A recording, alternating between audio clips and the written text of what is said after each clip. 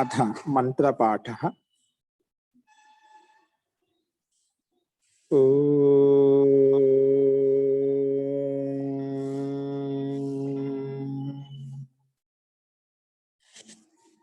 सहनाववतु सहनौ भुनक्तु सह वीर्यं करवावहै तेजस्विनावधीतमस्तु मा विद्विषावहै। ओम शांति शांति शांति।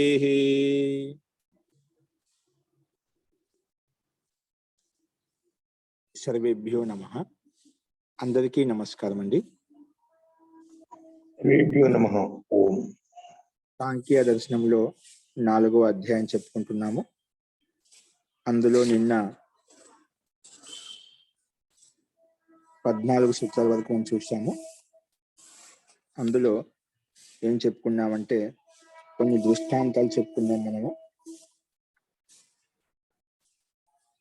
నిరాశ సుఖీ పింగళావత్ అని చెప్పి, అంటే మనం సుఖంగా ఉండాలంటే ఆశ అత్యాశ ఏదైతే ఉందో ఆశను వదులుకున్నప్పుడు సుఖంగా ఉంటాము, ఆశరహితంగా ఉండే సుఖంగా ఉంటాము. అలాగే అనారంభేపి పరగృహే సుఖీ సర్పవత్, ఏ విధంగా అయితే పాము తన స్వయం గృహ నిర్మాణం చేసుకోకుండా పక్క బిలంలో ఉంటూ ఏ విధంగా సుఖంగా ఉంటుందో అలా కూడా నిశ్చింతంగా సన్యాసి యోగి ఎవరైతే ఉన్నారో ఎటువంటి మమత్వం లేకుండా త్యాగం చేత, అంటే ఎటువంటి ఆశ లేకుండా సుఖంగా ఉండవచ్చు అని చెప్పి ఇక్కడ చెప్పబడింది. అలాగే బహుశాస్త్ర గురూపాసనేపి సారాధానం షట్పదవత్ అని చెప్పుకున్నాము. అంటే అదేవిధంగా బహుశాస్త్రాలు అధ్యయనం చేయడం ద్వారా అనేక గురువుల యొక్క సంపర్కంలో సాన్నిధ్యంలో ఉండి జ్ఞానాన్ని పొందడం ద్వారా అక్కడ అనేక శాస్త్రాలు చదివిన అనేక గురువుల సంపర్కంలోకి వచ్చినా కూడా అక్కడ సారాన్ని గ్రహించి మనము ఆ వివేకాన్ని పొందాలి. అది షట్పదవత్ అని చెప్పి ఒక భ్రమరం అంటే 9 ఏ విధంగా అయితే పుష్పాలలో ఉన్నటువంటి మకరందాన్ని తీసుకొని సారాంశం తీసుకునే విధంగా ఆనందాన్ని పొందుతుందో అలాగే అనేక శాస్త్రాధ్యయనం చేసి అనేక గురువుల సాంగత్యం చేత మనం సారాంశాన్ని గ్రహించాలి. అలాగే సారం గ్రహించి ఏం చేయాలి, ఏకాగ్ర మనః భవతి, అంటే ఆ సారం గ్రహించిన ద్వారా ఏదో ఒక విషయంలో దత్తచిత్తులైపోయి ఏకాగ్రంగా ఉంటాము. అటువంటి వ్యక్తికి సమాధి హాని నా భవతి అని చెప్పి చెప్పుకున్నాం. ఇషుకారవత్ నా ఏక చిత్తస్య సమాధి హాని. ఇషుకార అంటే బాణాన్ని ప్రయోగించేటువంటి వ్యక్తి ఒక విషయంలో ఏ విధంగా పూర్తి లీనమై ఆ బాణం వదులుతూ ఉంటాడు, అలాగే అటువంటి వ్యక్తికి లక్ష్యం భేదిస్తుంది, అంటే దాని లక్ష్యం వైపు ముందుకు వెళ్తాడు. అలాగే మనం ఏదో ఒక విషయం లీనమైపోయి మనం కూడా అలాగే సమాధి వైపు కూడా మనం లీనమైపోయి ఒక విషయంలో మనము ఆధ్యాత్మిక వైపు ముందుకు వెళ్ళొచ్చు, వివేకాన్ని పొందవచ్చు, ముక్తిని పొందవచ్చు అని చెప్పి చెప్పుకున్నాము. అటువంటి వ్యక్తికి సమాధి హాని భంగం కాదు అని చెప్పి మనం నిన్న చెప్పుకున్నామండి. అస్తు, నిన్న చెప్పిన పాటల్లో ఇంకా ఎవరికైనా సందేహాలు ఉంటే చెప్పండి.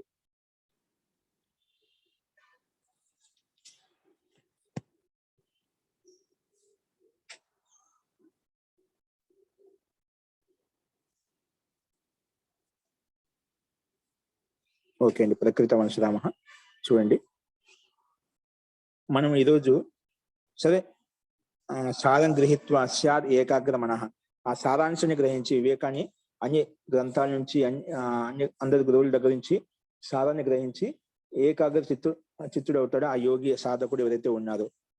అలా చెప్పిన తర్వాత పునః సా వివేకి ముముక్షుడు వ్రత నియమ పరాయణే భవేత్. ఆ సారాన్ని గ్రహించిన తర్వాత ఆ వివేకాన్ని గ్రహించిన తర్వాత వాటిని ఒక వ్రతంగా ఒక సంకల్పంగా తీసుకొని నియమానుసారంగా వాటిని ఆచరిస్తూ ఉండాలన్నమాట. వాటిని ఆ వివేకి ఆచరిస్తూ ఉండాలి. అదే విషయాన్ని ఇక్కడ చెప్తున్నారు చూడండి.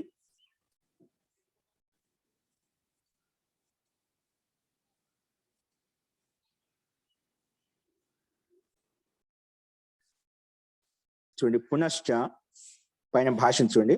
పునశ్చ సా వివేకి అంటే సారాంశానికి గ్రహించినటువంటి వివేకి ఎవరైతే ఉన్నారో, వివేకవంతుడు ఎవరైతే ఉన్నారో, పునశ్చ సా వివేకి, ఆ వివేకవంతుడు ముముక్షుడు ఆ వివేకి అంటే ముముక్షు అంటే ముముక్తత్వం అంటే ముక్తి కోసం ప్రయత్నం చేసి ముముక్షత్వం కలిగినటువంటి ఆ వివేకి వ్యక్తి ముముక్షు వ్రత నియమ పరాయణే భవేత్. వ్రతాలను నియమాలను ఆచరించడంలో సంలగ్నం కావాలి. ఏంటి వ్రతాలను తీసుకొని సంకల్పం అంటే నిరంతరంగా నియమపూర్వకంగా వ్రత నియమ పరాయణే భవేత్. వ్రత నియమ ఆచరించడంలో లీనం కావాలి. ఎలాగంటే ఏ విధంగా చెప్తున్నా ఇక్కడ వ్రత నియమ లంఘనాత్ ఆనర్థక్యం లోకవత్. అలాగా ఆ వివేకవంతుడు ఏదైతే ఉన్నదో నిరంతరంగా ఆ జ్ఞాని సారాంశ రూపంలో గ్రహించిన దాన్ని నిజంగా వ్రతాలను తీసుకొని సంకల్పం తీసుకొని నియమపూర్వకంగా వాటిని ఆచరించాలి. ఒకవేళ ఎందుకంటే ఆచరించకపోతే ఏమొస్తుంది, ఏం నష్టం కలుగుతుంది అది చెప్పామట. ఆచరించకపోతే వ్రత నియమ లంఘనాథ్ అంటే ఉల్లంఘనాథ్ అని తాత్పర్యం. ఇక్కడ వ్రత నియమ లంఘనాథ్ అంటే ఉల్లంఘించడం వలన ఆనర్థక్యం అనర్థత కలుగుతుంది, అనిష్టత కలుగుతుంది. ఎలాగంటే లోకంలో ఈ విధంగా ఆ వ్రత నియమాలను సంకల్పాలను కర్మలు చేయకుండా ఉంటే ఏ విధంగా ఆనర్థక్యం వస్తుంది, ఏ విధమైనటువంటి అనిష్టం కలుగుతుందో అది లోకవత్ అని చెప్పి లోకవత్ దిష్ట అని చెప్పారు. అదేందో మనం కింద చూస్తామండి ఇప్పుడు. ఓకేనా.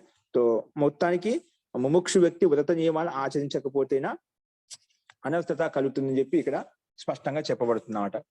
వ్రత నియమాలు అంటే ఏమిటి, మన మామూలుగా నియమాలు అంటే ఏమిటి, యమ నియమాలంటే వ్రత నియమాలు అంటే యమ నియమాలని అర్థం. అంటే యమ నియమాల్లో యమాలు 5 ఉన్నాయి, నియమాలు 5 ఉన్నాయి అన్నమాట. అంటే యమాలు అంటే అహింస, సత్య, అస్తేయ, బ్రహ్మచర్య, అపరిగ్రహాః యమాః. ఈ యమాలను పాటించాలి. ముముక్షు వ్రత నియమ పరాయణే అని చెప్పాం కదా. వ్రతాలంటే వ్రతాలు 5: అహింస, సత్య, బ్రహ్మచర్య, బ్రహ్మచర్య, అపరిగ్రహాః యమాః. తర్వాత శౌచ, సంతోష, తప, స్వాధ్యాయ, ఈశ్వర ప్రణిధానాన్ని నియమాః. ఇవి శౌచము, సంతోషము, తపము, స్వాధ్యాయం, ఈశ్వర ప్రణిధానం, ఇవి 5 నియమాలు అంటాము. యమాలు అంటే యమాలు కూడా 5: అహింస, సత్య, అస్తేయ, బ్రహ్మచర్య, అపరిగ్రహ. ఈ 5 నియమాలను ప్రతి నిత్యం ఆచరిస్తూ ఉంటే అంటే యోగ దర్శనంలో చెప్పేటువంటి యమ నియమాలు, అష్టాంగ యమ నియమాలు చెప్తారు అవి. అలా నిరంతరంగా సంకల్పబద్ధంగా ఒక వ్రతం తీసుకొని ఒక సంకల్పం తీసుకొని ఆచరిస్తూ ఉండాలి. ఒకవేళ ఆచరించకపోతే ఏమవుతుంది అది చెప్పాడు. వ్రత నియమ ఉల్లంఘనాత్ ఆనర్థక్యం లోకవత్. అనర్థత కలుగుతుంది, లోకంలో ఏ విధంగా కలుగుతుందో అనర్థత కలుగుతుందో అని చెప్పి ఇక్కడ దృష్టాంతం చూపించారు. చూడండి భాష్యం. వ్రతాన్ని సంతి ఖలు అహింసాదయ పంచ. ఈ వ్రతాలు ఉన్నాయంట అహింసాదయ పంచ. అహింస, సత్య, అస్తేయ, బ్రహ్మచర్య, అపరిగ్రహం అని చెప్పి అవి అహింసాదయ పంచ. ఇవి 5. నియమాలు ఏంటివి? శౌచాదయ అవి పంచ. శౌచం అంటే శౌచము, సంతోషము, తపము, స్వాధ్యాయము, ఈశ్వర ప్రణిధానం, ఈ 5 నియమాలండి. ఎల్లప్పుడు శుచి ఉండాలి, సంతోషంగా ఉండాలి, సంతోషపడాలి, తపస్సు నిరంతరం తపస్సు చేస్తుండాలి. శౌచ, సంతోష, స్వాధ్యాయం నిరంతరంగా స్వాధ్యాయం చేసుకుంటూ ఉండాలి. తర్వాత ఈశ్వర ప్రణిధానం చేసుకుంటూ ఉండాలి. అలాగే పైన యమాలంటే అహింస అంటే ఎల్లప్పుడూ మనసా వాచ కర్మణ మా ప్రాణి పట్ల హింసాకి భావన ఉండకూడదు. మనసా వాచ కర్మణ. అహింస. అస్తేయ అంటే అదేవిధంగా ఇతరుల యొక్క ద్రవ్యాన్ని తీసుకోవాలని చెప్పి మనసులో కూడా మనసా వాచ కర్మణ ఉండకూడదు. అంటే పరద్రవ్యాన్ని లోష్టవత్ అని చెప్పి వదిలేయాలి. అంటే దొంగతనం కానీ ఇటువంటి పదవస్తువులను మనసులో కూడా స్వీకరించడం కానీ తీసుకోవాలనుకోవడం కానీ అనుకోకూడదు. అలాంటి దొంగతనం చేయాలనే భావన కూడా లేకుండా ఉండాలి. అహింస, అస్తేయ, బ్రహ్మచర్య ఇంకా నిరంతర బ్రహ్మచర్యాన్ని పాటించాలి. అపరిగ్రహ అహింస, అస్తేయ, బ్రహ్మచర్య, సత్యం ఒకటి మధ్యలో అహింస, సత్య, అస్తేయ. సత్యం అంటే నిరంతర సత్యాన్ని ఆచరించాలి, సత్యం పలుకుతూ ఉండాలి. అహింస, సత్య, అస్తేయ. అస్తేయం అంటే చెప్పాను దొంగతనం చేయకుండా ఉంటాము. సత్యం నిరంతరంగా సత్యమే చెప్పడము. అలాగే బ్రహ్మచర్యం ఎల్లప్పుడు బ్రహ్మచర్యాన్ని ఆచరిస్తూ ఉండాలి. అంటే ముముక్షత్తుకు అంటే వివేకాన్ని పొందాలనుకున్న వ్యక్తికి ఇలాగ ఆచరించాలన్నమాట. అలాగే అపరిగ్రహము, పరిగ్రహ వృత్తి కూడా ఎక్కువ ఉండదు. ఇది కావాలి అది కావాలని చెప్పి ఎక్కువ పరిగ్రహ వృత్తి ఉంటున్నాడు.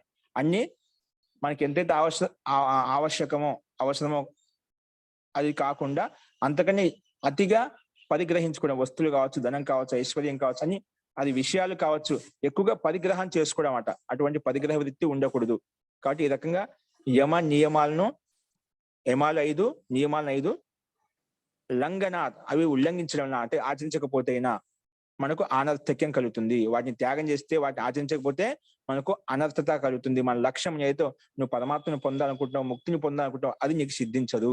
నిజంగా నువ్వు పరమాత్మ కావాలి, ఆత్మ కావాలి, నీకు ఆనందం కావాలి, మోక్షం కావాలి, మళ్ళీ జన్మ ఉండకూడదు అంటేనే ఖచ్చితంగా వ్రత నియమాలను ఆచరించాలి, పాటించాలి. లేకపోతే అనర్థత కలుగుతుంది. అనర్థత అంటే సంసారంలో దుఃఖ సాగంలో ఇక్కడే ఉంటూ జన్మ మరణ చక్రంలో ఇక్కడే తిరుగుతూ ఉంటాము. అది చెప్పాడు. చూడండి మళ్ళీ వస్తుంది. వ్రతాన్ని సంతి కలు అహింసాదయ. 5 అహింసాది చెప్పుకున్నాము. పంచ నియమాశ్చ. ఆ 5 నియమాలు ఏంటివి? శౌచ సంతోష తప స్వాధ్యాయ పంచ. తేషాం లంఘనాత్. వీటిని లంఘనం చేయడం అంటే ఉల్లంఘించడం వలన. లంఘనాథ్ అంటే ఉల్లంఘనాథ్. ఇక్కడ అది ఓపెన్ చేసి చెప్పాడు. లంఘనాథ్ అంటే ఉల్లంఘనాథ్ అంటే త్యాగం చేయడం వలన, అంటే వీటిని ఆచరించకుండా త్యాగం చేయడం, వదిలివేయడం వలన. ఆనర్థక్యం లోకవత్. ఆనర్థక్యం అంటే అనర్థకత్వం ప్రసజ్యతే. అనర్థత కలుగుతుంది, అనిష్టత కలుగుతుంది. ఆనర్థక్యం అంటే అనర్థకత్వం ప్రసజ్యతే, అనర్థకత్వం ఉత్పన్నమవుతుంది. ఎలాగంటే లోకవత్. లోకంలో ఎలాగా? యథా లోకే వ్రత నియమ భంగి అంటే వ్రతాలను నియమాలను భంగ చేసిన వ్యక్తి అనర్థం పోయితే అనర్థాన్ని పొందుతాడు అన్నమాట. లోక వ్యవహారాత్ చెవతే. ఎవరైతే వ్రతాలను సంకల్పాన్ని ఆచరించదో వాళ్ళు లోక వ్యవహారం చేత, లౌకిక వ్యవహారం చేత చెవతే అంటే వేరే అయిపోతాడా, విడి అయిపోతాడా. ఎవరైతే ఈ వ్రతాలను ఆచరించదో, యమ నియమాలు ఆచరించదో అంటే వీటిలో ఏ ఒక్కటి లేకపోయినా కూడా నిజంగా ఆ సమాజంలో బహిష్కరించబడతాయి. సమాజంలో ప్రతి వ్యక్తి మీద ఒక విశ్వాసం, ఒక నమ్మకం ఉంటుంది. ఆ విశ్వాసం నమ్మకాన్ని పోగొట్టుకున్నాం అనుకోండి, వ్యక్తి ఆ లోక వ్యవహారం నుంచి పక్కకు తప్పుకుంటాడు అన్నమాట. అందుకే లోక వ్యవహార చెవతే, లోకం నుంచి వేరే అయిపోతాడు. సో అర్థఫలం నా సహ అర్థఫల భాగ్ భవతి. అర్థఫల భాగ్ భవతి. అందుకే అర్థం అంటే ఒక కర్మకు ఏ కర్మ ఆ కర్మకి ఫలాన్ని పొందలేడు. అర్థఫల భాగ్ భవతి. అతడు ఫలానికి భాగస్వామి కాడు, ఫలానికి భాగగ్రస్తుడు కాడు. ఎవరైతే లోక వ్యవహారంతో వేరైపోయాడో అర్థఫల భాగ్ భవతి, ఆ అర్థాన్ని పొందలేడు, అంటే ప్రయోజనాన్ని పొందలేడు. ఎవరైతే ఈ వ్రతాల నియమాలను ఆచరించదో, ఇప్పుడు చిన్న వ్యక్తిగతంగా చిన్న లోపాలు ఉంటాయి, కానీ పూర్తిగా నిజంగా ఒక మానవత్వం లేకుండా ప్రవర్తించిన అనుకోండి, అతను లోకంలో వేరుగా చూడబడతాడు, వేరుగా ఉండగలుగుతాడన్నమాట. అందరిలో కలిసిపోలేడు అన్నమాట ఎవరైతే వ్రతాలను ఆచరించదన్నమాట. కాబట్టి అతను ఫల భాగస్వామి కాడు. అలాగే అంటే సామాన్య వ్యవహారం ఇలా చెప్తాం. లోకంలో మనకు సామాన్య చెప్పిన మాట ప్రకారం, చెప్పిన లక్ష్యం ప్రకారం ఆచరించలేదు అనుకోండి, మన కర్తవ్యాలు మనం నెరవేర్చడం లేదు, మన కర్తవ్యం మనం ఆచరించడం లేదు, మనం చెప్పిన అనుసారంగా మనం ప్రవర్తించడం లేదు అంటే మన లోకంలో ఒక విశ్వాసాన్ని కోల్పోతాము. విశ్వాసం కోల్పోయిన లోక వ్యవహారం ఉండదన్నమాట. అటువంటి వ్యక్తి ఫల భాగస్వామి కాడు. అలాగే తథైవ ముముక్షుడు వ్రత నియమ భంగాత్ అనర్థం అయితే. అలాగే ముముక్షు నిజంగా ముక్తి కావాలనుకునే వ్యక్తి ఈ యమ నియమాలను ఆచరించడం అనేది చేయకపోతే అనర్థం భజతే, అనర్థాన్ని పొందుతాడు. స్వపురుషార్థాత్ శివతే. తన యొక్క పురుషార్థంతో కూడా వేరైపోతాడు. అంటే పురుషార్థం చేయకుండా ఆలస్య ప్రమాది అవుతాడు అనమాట. ఏ విధంగా లోకంలో సామాన్య వ్యక్తి సామాన్య వ్యవహారంలో కూడా మానవత్వాన్ని వదిలేసి అసభ్యంగా ప్రవర్తిస్తాడో, అతను లోక వ్యవహారంతో ఏ విధంగా వేరైపోతాడో, అతని లోకంలో ఎవరు నమ్మదో, విశ్వసించదో, అటు వేరుగా చూస్తారో, అలాంటి స్థితి ఇక్కడ కూడా నిజంగా ముక్తిని పొందాలనుకునే వ్యక్తి ఈ లోక వ్యవహారాన్ని, వ్రత నియమాన్ని ఆచరించకపోతే ఏమవుతుంది? వాటిని భంగం చేయడం వల్ల అనర్థం అయితే, అనర్థత కలుగుతుంది. స్వపురుషార్థాత్ శవతే. తన యొక్క పురుషార్థం చేత ఆలస్య ప్రమాదైపోయి వేరైపోతాడు. అంటే పురుషార్థం చేయడం అంటే, అందుకే ఆ పురుషార్థం చేయాలంటే అనిష్టమైనటువంటి పాపకర్మలు చేస్తూ ఉంటాయి, అధర్మమైనటువంటి పనులు చేస్తూ ఉంటాయన్నమాట. కాబట్టి స్వపురుషార్థాత్ శవతే, వేరైపోతాడు. కాబట్టి ముఖ్యంగా చెప్తున్నా అంటే ముముక్షుకు కావాల్సింది ఏంటంటే వ్రత నియమాలను ఆచరించాలి. ఆచరించకపోతే ఏ విధంగా లోకంలో అనిష్టతను పొందుతాడు, లోక వివాహాన్ని కోల్పోతాడో, అలాగే ముముక్షు కూడా ముక్తిని కోల్పోతాడు. అంటే ఇక్కడ సంసార బంధంలో ఉండిపోతాడు అని చెప్పి ఈ సూత్రం ద్వారా మనకు స్పష్టంగా అర్థమవుతుందండి. కాబట్టి మనం ఏదైతే సంకల్పాలను, ఏదైతే నియమపూర్వకంగా మనం చేస్తుంటేనే మనము ఒక స్థితిలో ఒక లక్ష్యం వైపు ముందుకు వెళ్తూ ఉంటాం. కాబట్టి వ్రత నియమాలను ఆచరించాలని చెప్పి ఆ ముముక్షు వ్యక్తికి, ఆ వివేకి వ్యక్తికి నిరంతరంగా అభ్యసిస్తూ ఉండాలని చెప్పి ఇక్కడ మనకు స్పష్టంగా అర్థమవుతుంది. సరే, తో వ్రత నియమాల విషయంలో మళ్ళీ చెప్తున్నాడు. నా కేవలం వ్రత నియమానం లంఘనాత్ ఏవ అనర్థం అయితే కింటూ.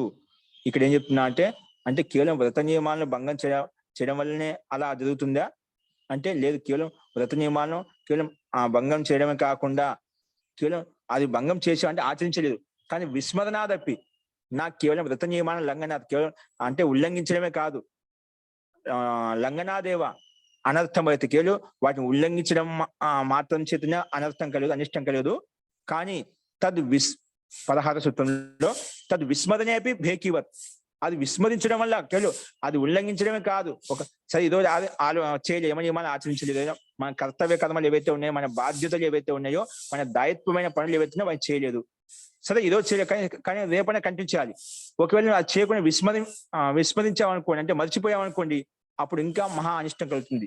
అందుకే చెప్తున్నాడు, నాకేలు వ్రత నియమాన లంఘనాదేవ అనర్థం అయితే, కేవలం వ్రత నియమాలను ఉల్లంఘించినంత మాత్రాన ఉల్లంఘన మాత్రం చేతనే అనిష్టం కలగదు. ఇంకేముంది అంటే అదొకదాంతే కాదు, విస్మరణాదపి అనర్థత అనేది విస్మరణాదపి భేకివత్ అని చెప్పి దృష్టాంతం చెప్పామట. నాకు కేవలం వ్రత నియమానం లంఘనాదేవ, కేవలం లంఘనం చేత కాదు, అనర్థం అయితే అనర్థం కలుగుతుంది. కానీ తద్ విస్మరణే అపి, విస్మరణే అంటే వాటిని విస్మరించడం వల్ల, అంటే వాటిని మర్చిపోవడం వల్ల కూడా మహా అనిష్టం కలుగుతుంది. ఎలాగంటే భేకివత్ అని చెప్పి ఒక దృష్టాంతం చెప్పారు. భేకి అంటే ఇక్కడ కప్పకి సమానంగా, అంటే కప్ప ఏ విధంగా కొన్ని నియమాలు ఉంటాయి, అట్లా ప్రతి మా సమాజంలో మనం ఉండే మనుషులు ఏవైతే ఉన్నాయో ప్రతి ఒక్కరికి కొన్ని దాయత్వాలు, కొన్ని నియమాలు ఉన్నాయండి. సమాజంలో ఎలా ఉండాలి, ఒక సభ్యత ఏ రకంగా ఉండాలి చెప్పి సామాజిక నియమాలు కూడా ఉన్నాయి. ఆ రకంగా మనం ఉంటున్నామంటే సమాజంలో ఉండగలుగుతున్నాం. సమాజ నియమాలను మనం వదిలేసి ప్రవర్తించామనుకోండి, ఇక్కడ సమాజంలో ఉండలేము అనమాట. అట్లా పెద్ద కొన్ని నియమాలు ఉంటాయన్నమాట. ఆ నియమాల ప్రకారం ఆచరించినప్పుడు మన సమాజంలో పరస్పరం ఒకరికొకరు సహాయంగా ఉంటూ మనం సుఖంగా సంతోషంగా ఉండగలుగుతామట. అస్తు తో తద్ విస్మరణే అపి భేకివత్, కేవలం వ్రత నియమాలను ఉల్లంఘించడం కాదు, మర్చిపోవడం వల్ల కూడా చాలా అనిష్టం కలుగుతుంది. ఏంటది? తద్ విస్మరణే అపి భేకివత్ అని చెప్పి చూడండి, భాషను చూడండి. వ్రత నియమానాం విస్మరణే అపి భేకివత్ అనర్థకం అనర్థ భాగ్ భవతి. వ్రత నియమాలను విస్మరించడం వల్ల, అంటే మర్చిపోవడం వల్ల కూడా భేకివత్ అంటే కప్పకి సమానంగా అనర్థ భాగ్ భవతి, అంటే అనర్థ ఫలాన్ని పొందాల్సి వస్తుంది, అనిష్ట ఫలాన్ని పొందవలసి వస్తుంది. ఒకేళ్ళు మర్చిపోతుంది. చూడండి, మన ఇప్పుడు ఇది సహజమే కదా, నిజంగా మన కర్తవ్యాలు, మన దాయత్వాలు ఏవైతే ఉన్నాయో వాటిని మర్చిపోతే చేస్తామండి, దానికి అనిష్టం కలుగుతున్నామాట. మనం చేయాల్సిన పనులు మనం మర్చిపోతే ఏమవుతుంది, ఆ ఫలాన్ని మనం పొందలేము. అప్పుడు దుఃఖాన్ని ఎదురు చూడాల్సి వస్తుంది, దుఃఖాన్ని ఎదురు కావాల్సి వస్తుంది, అంటే దుఃఖాన్ని మన జీవితంలో తీసుకుంటాం అన్నమాట. కాబట్టి దుఃఖం మనకు కలుగుతుంది. కాబట్టి ఎప్పుడు నియమాలను ఆచరించకపోతే లోకంలో ఈ విధంగా చూస్తాం, మన కర్తవ్యాలు మనం మర్చిపోతే మన దుఃఖం దానికి లోన్ అయిపోతాం. అలాగే ఇక్కడ కూడా భేకివత్ అనర్థకం భాగపోతే, అనర్థ ఫలాన్ని, అనిష్టమైన ఫలాన్ని పొందుతాము. ఎలాగంటే చూస్తున్నాయి ఇక్కడ భేకివత్ అంటే ఏంటి, ఆ విషయాన్ని ప్రస్తావిస్తున్నది ఇక్కడ. బేకానం అంటే బేక అంటే మండూకానం, బేకానం అంటే మండూకానం అంటే కప్పలు. మండూకానం వర్షాంతం యావద్ వర్షం నైసర్గికం వ్రతం మౌనం నియమశ్చ గుప్త నివాస. బేకానం అంటే మండుకానం అంటే కప్పల యొక్క వర్షాంతం యావత్, వర్షాంతే వర్షాలు పడేంత వరకు, వర్షాకాలం వచ్చేంత వరకు, వర్షాంతం యావత్ అంటే వర్షాకాలం వచ్చేంత వరకు, వర్షాంతం యావత్ వర్షం అంటే ఎప్పటికైతే వర్షాకాలం రాదో, నైసర్గికం వ్రతం మౌనం, నైసర్గికం వ్రతం అంటే నైసర్గిక స్వాభావికంగానే వ్రతం మౌనం నియమశ్చ గుప్త నివాస. ఈ వర్షాకాలం వచ్చేంత వరకు ఏమిటి, గుప్తంగా ఉంటాయి. ఇప్పుడు అది వాస్తవమైనా మనం చూసి లోకంలో ప్రస్తుతం ఈ కప్పలని ఎప్పుడు బయటకు వస్తాయండి, వర్షాకాలం వచ్చినప్పుడే అవి బయటకు వస్తాయి. అంతవరకు ఒక వ్రతంలో ఉంటాయన్నమాట, ఒక నియమంలో ఉంటాయి, రహస్యంగా ఉంటాయన్నమాట. అవి ఆ వ్రతాలను భంగం చేయమాట. వ్రతాలను భంగం చేస్తే ఏమవుతుంది అది చెప్తున్నాయి ఇక్కడ. వర్షాంతం యావత్ అంటే వర్షం నైసర్గికం వ్రతం, నైసర్గికంగా అంటే స్వాభావికంగా వ్రతాన్ని మౌనాన్ని నియమశ్చ ఇంకా నియమాలను గుప్త నివాస ఇంకా అవి రహస్యంగా గుప్తంగా ఉంటాయి. ఎక్కడో భూమి లోపల అవి కనిపించకుండా ఉంటాయి. అవి గుప్తంగా రహస్యంగా ఉండాలి, మౌనంగా ఉండాలి, అరవకూడదు. తర్వాత నియమాలను పాటిస్తూ అక్కడే ఉండాలన్నమాట, అంటే బయటికి రాకుండా ఉండాలి. అంటే వర్షాకాలం వచ్చినందుకు బయటనే ఉండాలి, వర్షాకాలం వచ్చే లోపలనే ఉండాలి, రహస్యంగానే ఉండాలి, అరవకుండా ఉండాలి అని చెప్పి కొన్ని నియమాలు అన్నమాట.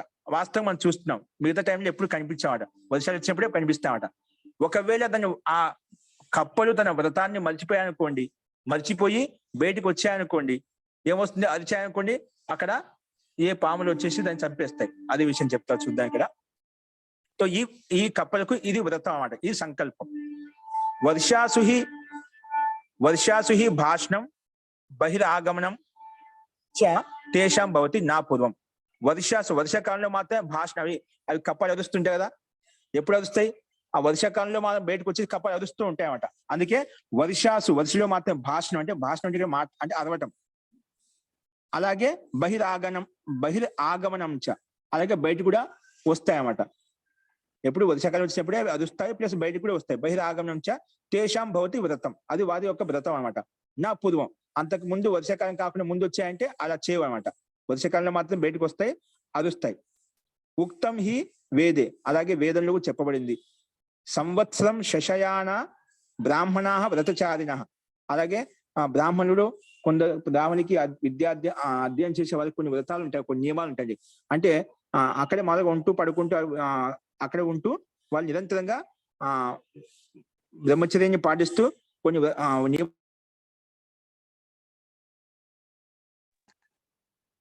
సంవత్సర శశయాన బ్రాహ్మణా వ్రతచారిణ వాచం పర్యజన్య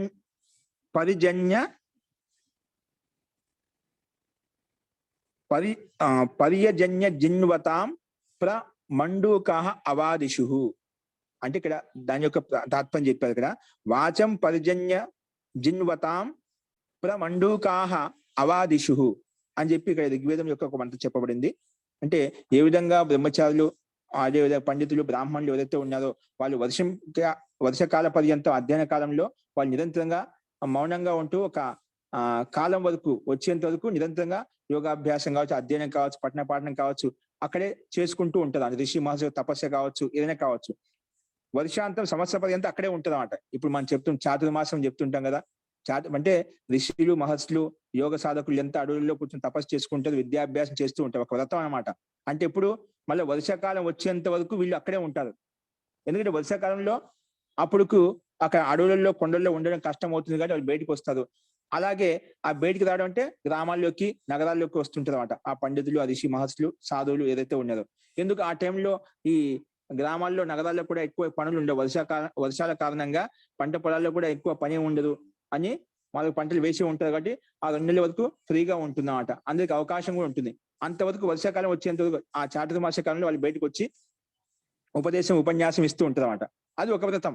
అంటే ఆ వర్షాకాలం వచ్చేంత వరకు, చాతుర్మాసం వచ్చేంత వరకు ఆ యోగులు, యోగ సాధకులు, అధ్యాపకులు ఆచరణ చేస్తూ ఒక చోట కూర్చుని బ్రహ్మచర్యన ఆ కాలం వరకు వాళ్ళు విద్యార్థ్యం చేసుకుంటూ ఉంటారో, తపస్సు చేసుకుంటుంటారు. ఎవరు ఏ వృత్తిలో అయితే లీనమయ్యారో ఆ వ్రతంలో ఉంటుంది అన్నమాట. ఓకేనా? అంటే ఆ వ్రతంలోనే బయటకు వస్తుందో, మిగిలిన టైంలో ఎక్కడ బయటికి రాదు.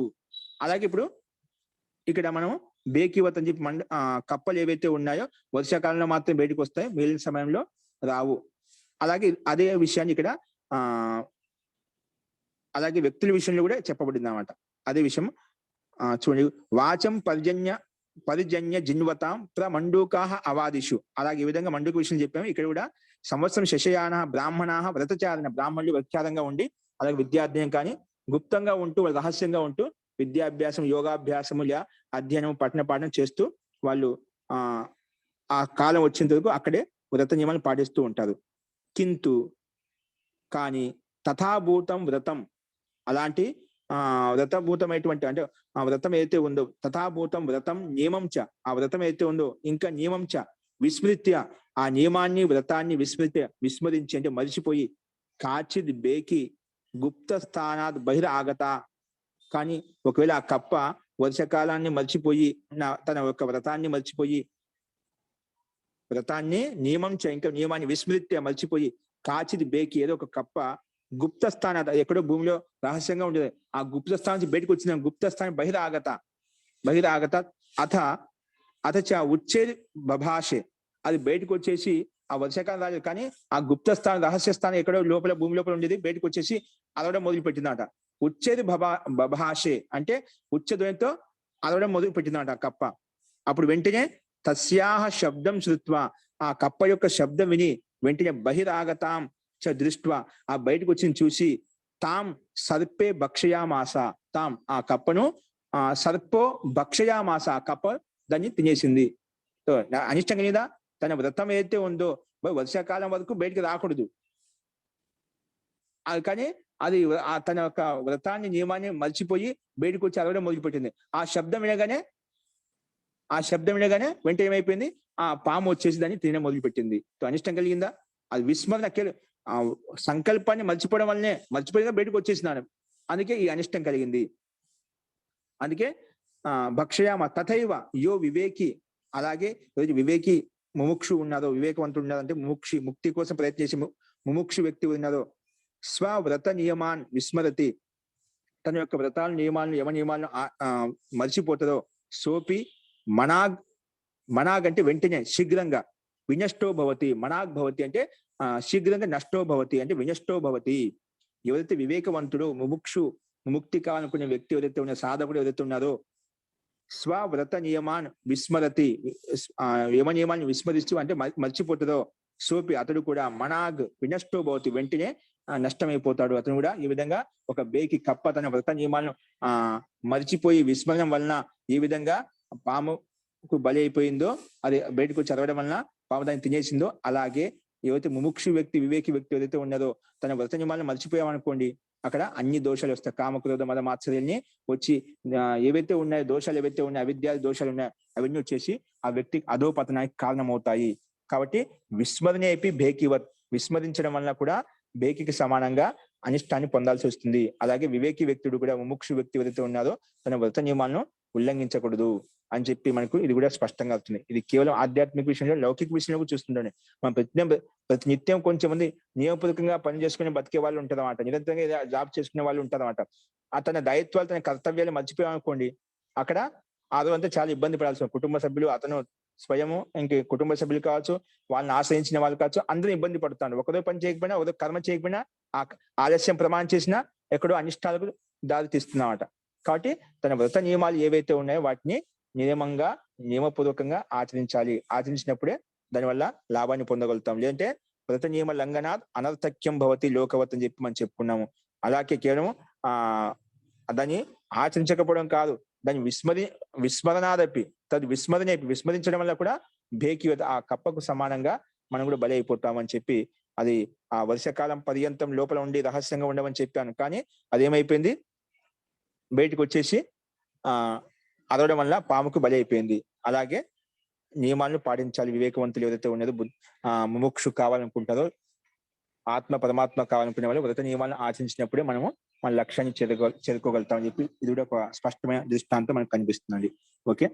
అలాగే ఇప్పుడు అందుకే చాలా మంది ఇప్పుడు బ్రహ్మచారులు, వ్రతచారులు అంతా కూడా ఒక నియమానుసారంగా అక్కడే ఉండి చేస్తూ ఉంటారు. ఏదైతే బయటకు వచ్చేస్తుందో, ఆ కాలం దగ్గర బయటకు వస్తుందో, వాళ్ళు విద్యాభ్యాసం చేసుకోకుండా నిరంతరంగా వ్యర్థంగా తిరుగుతూ ఉంటారు. విద్యాభ్యాసం చేయాల్సిన పనులు విద్యాభ్యాసం చేయలేదు, వ్రతాన్ని పాటించడం ఏమవుతుంది, ఆ టైం దాటిపోయిన తర్వాత ఆ విద్యను గ్రహించుకోలేకపోతుంది. ఆ అజ్ఞానం చేత, అవిద్య చేత సంసార సాగరంలో ఉండిపోతారు. అదే విధంగా ఇక్కడ మనం తీసుకోవాలన్నమాట. కాబట్టి ఆ బ్రహ్మచారి ఎవరైతే వ్రత నియమాలు పెట్టినారో వాళ్ళు కూడా ఆ బ్రహ్మచారి వ్రత నియమాలను మర్చిపోయి ఎక్కడెక్కడ ఏ సమయంలో ఏదో అధ్యయనం చేయాలో, ఏదైతే గ్రహించాలో, గురువు సాన్నిధ్యంలో ఉండకుండా బయట తిరిగారనుకోండి, అంటే ఏ సమయంలో ఏ పని చేయాలో ఆ పని చేయకుండా బయట వ్యర్థంగా తిరిగారనుకోండి, అలా ఆ పని చేయలేదు. ఇప్పుడు బాల్యావస్థలో ఇది బ్రహ్మచర్య అవస్థలో విద్యని గ్రహించాలి. సెకండ్ గృహస్థావస్థలో ధనాన్ని ఆర్జించాలి. వానప్రస్థ అవస్థలో అక్కడ విద్యను తపస్య ద్వారా విద్యను సేకరించాలి. 4వ అవస్థ సన్యాసి అవస్థలో మళ్ళీ నేర్చుకునే విద్య అంతా అది పరివ్రాజకం వృత్తితోటి అంత తిరిగి బ్రహ్మకు దగ్గరగా ఉంటూ ప్రచారం చేయాలన్నమాట. అలాగే ఎప్పుడు ఏ సమయంలో ఏ కర్తవ్యాలు చేయాలో అది ఆలోచించకపోతే అన్ని వ్యర్థమైపోతాయి. అందుకే చెప్తుంటాం, ప్రథమే అర్జితే నా విద్య, ద్వితీయే అర్జితం నా ధనం, తృతీయే అర్జితం నా పుణ్యం, చతుర్థే కిం కరిష్యతి. అంటే ప్రథమావస్థలో అయితే విద్యను గ్రహించుకోలేదు, 2వ అవస్థలో గృహస్థావస్థలో ధనాన్ని సంపాదించుకోలేదు, 3వ అవస్థలో పుణ్యం. ఇప్పుడు విద్యాకాలంలో విద్యను బాగా అభ్యసించిన అనుకోండి, ఆ 2వ అవస్థ గృహస్థావస్థలో ధనం కూడా బాగా సంపాదించుకోగలుగుతాడు. ధనం బాగుందనుకోండి, 3వ అవస్థ వానప్రస్థ అవస్థలో పుణ్యమైన పనులు చేయగలుగుతాడు. ఆ పుణ్యం చేస్తే మనకు చతుర్థ అవస్థలో ఏమవుతుంది, మంచి సుఖ విశేషం కలుగుతుంది అన్నమాట. ఈ 3 ఏవైతే చేయలేదో, ఒకటి మిస్ అయినా అన్ని మిస్ అయిపోతాయి. అందుకే బ్రహ్మచర్య అవస్థలు ఏదైతే ఉందో, ఏదైతే కర్మలు ఉన్నాయో ఆ కర్మలు బాగా ఆచరించాలన్నమాట. అది ప్రతి విషయంలో మనం తీసుకోవచ్చు. అలాగే ఏదైతే లక్ష్యం పెట్టుకొని పోతున్నా ఆ లక్ష్యాన్ని అనుసరించాలి. అలాగే ఏది ఒకటి మిస్ అయినా ఏమి చేయలేమన్నమాట. అంతిమంలో పశ్చాత్తాపం తప్పితే ఇంకేం ఉండదు. అందుకే ప్రథమే నా ఆర్జితం విద్య, ద్వితీయే నా ఆర్జితం ధనం, తృతీయే నా ఆర్జితం పుణ్యం, చతుర్థే కిం కరిష్యతి, చతుర్థ అవస్థలో ఈ మూడు ఏం చేయలేనుకోండి, ఆ లాస్ట్ లో వృద్ధావస్థలో పశ్చాత్తాపం బాధ తప్పితే ఏముండదు, బాధపడుకుంటూ మన శరీరాన్ని వదిలేయాల్సి వస్తుంది. కాబట్టి మనము ఇక్కడ మన నియమాలు, వ్రత నియమాలు ఏవైతే ఉన్నాయో మనము నిరంతరంగా ఆచరిస్తూ ఉండాలని చెప్పి మనకు స్పష్టంగా అర్థమవుతుంది. అస్తు. ఇదే సూత్రాన్ని ఆ వ్రత నియమాలను ఉల్లంఘించడం వల్ల ఎటువంటి హాని కలుగుతుంది అనే విషయాన్ని ఇంకొక భాష్యకారుని వృత్తి ప్రకారంగా దీన్ని ఇంకో రకంగా చెప్పారు. అదేంటో చూద్దాం. పంచదశ షోడశ సూత్రయో అర్థ పంచదశ సూత్రే అనిరుద్ధ పాఠం అవలంబ్య తు ఏషో అస్తి. ఇది అనిరుద్ధ భాష వృత్తి అనుసారంగా ఈ పంచదశ షోడశ అంటే 15వ సూత్రం 16వ సూత్రం యొక్క అర్థం చెప్పుకున్నాము. ఆ పాఠాన్ని అవలంబించి ఇక్కడ విజ్ఞాన భిక్షు భాష్యానుసారత పాఠం ఆశ్రిత్య తయోర్ వ్యాఖ్యా మార్గ ప్రదర్శతే. ఆ పైన చెప్పిన 15, 16 సూత్రాలకి ఈ విధంగా ఇప్పుడు వరకు మనం అనిరుద్ధ పాఠాన్ని అవలంబించి మనం దాని యొక్క అది యొక్క అభిప్రాయం ఇక్కడ చెప్పుకున్నామట. ఇప్పుడు విజ్ఞాన భిక్షు భాష్యానుసారంగా ఆ పాఠాన్ని అనుసరించి వాటి యొక్క అర్థం ఏ రకంగా చెప్పాడు, ఇదే విషయాల మీద, ఇదే సూత్రం మీద ఇక్కడ అది కూడా ప్రస్తావిస్తున్నారు అనమాట. అదేంటో చూద్దాం. అంటే పైన చెప్పిన సూత్రానికి ఇతను విజ్ఞాన భిక్షు భాష్యకారులు ఏ విధంగా దాన్ని వ్యాఖ్యానించారో అది చూద్దాం. వివేకిన అంటే ముముక్షున, వివేకవంతుడు అంటే ముముక్షు, ముక్తి కోసం ప్రయత్నించిన వ్యక్తి. ముముక్షున కృత నియమ పరాయణేన అంటే ఏదైతే నియమాలు ఆచరిస్తున్నాడో కృత నియమ పరాయణేన భవితవ్యం ఇది ఉచ్యతే. కాబట్టి వివేకవంతుడు ముముక్షు ఏదైతే ఉన్నారో, ఏవైతే కొన్ని నియమాలు ఉన్నాయో వాటి ద్వారా ఖచ్చితంగా ఉండాలి, ఆచరిస్తూ ఉండాలి అదే విషయం చెప్పారు. ఒకవేళ ఆచరించకపోతే ఏమవుతుంది అది కింద చెప్తున్నాడు. కృత నియమ ఉల్లంఘనాత్ ఆనర్థక్యం లోకవత్ పైన చెప్పింది. అక్కడ వ్రత నియమాతం చెప్పుకున్నాము. ఇక్కడ ఎవరు అనిరుద్ధ భాష్యంలో వ్రత నియమా ఉల్లంఘనాత్ ఆనర్థక్యం లోకవత్ అని చెప్పుకున్నాం. ఇక్కడ ఏమంటున్నాం విజ్ఞాన భిక్షు భాషలో కృత నియమాత్ ఏవైతే మనం చేసుకున్నాము నియమాలు ఇలా చేయాలని చెప్పి ఆ నియమాలు కృత నియమా ఉల్లంఘనాత్ ఆనర్థక్యం లోకవత్. ఇక్కడ ఆయన అనిరుద్ధ భాష్యంలో వ్రత నియమం అని చెప్పుకునేది ఇక్కడ కృత నియమం అని చెప్పి ఇక్కడ చెప్పుకున్నామంట. ఇది దానికి తేడా అనమాట. అదే కింద ఇచ్చారు చూడండి లాస్ట్ లో. వ్రత నియమ ఉల్లంఘనాత్ అనిరుద్ధ పపాఠ కృత నియమ లంఘనాత్ పాఠో విజ్ఞాన భిక్షోహో. విజ్ఞాన భిక్షు భాషలో ఈ విధంగా పాఠం ఉందన్నమాట. అంటే పాఠ భేదం ఉందన్నమాట. సో ఇదేంటో భాషను చూడండి. యహ కలు వివేకినే అంటే ముముక్షవే శాస్త్రే నియమో నిర్దిష్ట. అంటే వివేకినే ముముక్షవే అంటే వివేకవంతుడే ముముక్షు కోసము శాస్త్రంలో నియమో నిర్దిష్ట నియమాలు చెప్పబడ్డాయి. సో అవశ్యం ధారణీయ, అవి ఖచ్చితంగా ఆచరించాలి, ధారణ చేయాలి. పాలనీయశ్చ ఇంకా పాలించాలి. కేవలం ధారణ చేయాలి, పాలించాలి కూడా. ఏవైతే ముముక్షుకి వివేకవంతుడికి శాస్త్రంలో ఏ విధంగా నియమాలు చెప్పబడ్డాయో వాటి ఖచ్చితంగా ఏమ నియమాలు చెప్పబడ్డాయో వాటిని ఆచరించాలి, అవి పాలించాలి కూడా.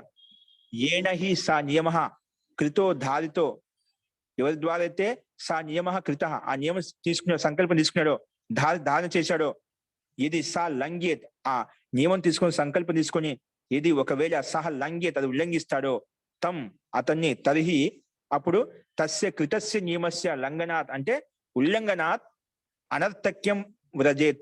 ఒకవేళ కృత నియమం ధారణ చేసేసి సంకల్పం తీసుకొని నియమాలు ఆచరిస్తూ దాన్ని ఉల్లంఘిస్తాడు ఒకవేళ, అప్పుడు కృత నియమస్య లంఘనాత్ అంటే తీసుకునే నియమానికి ఉల్లంఘించడం వలన ఆనర్థక్యం వ్రజేత్. ఆనర్థక్య అంటే అనర్థం పొందుతాడు, అనిష్టాన్ని పొందగలుగుతాడు.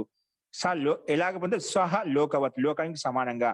అది ఇక్కడ దృష్టాన్ని చెప్తున్నారు. మళ్ళీ ఇక్కడ యథా లోకే స్వాస్థ్య లాభాయ ఇక్కడ దృష్టాన్ని భిన్నంగా ఇచ్చాడనమాట. స్వాస్థ్య అక్కడ బేకివత్ అది కప్ప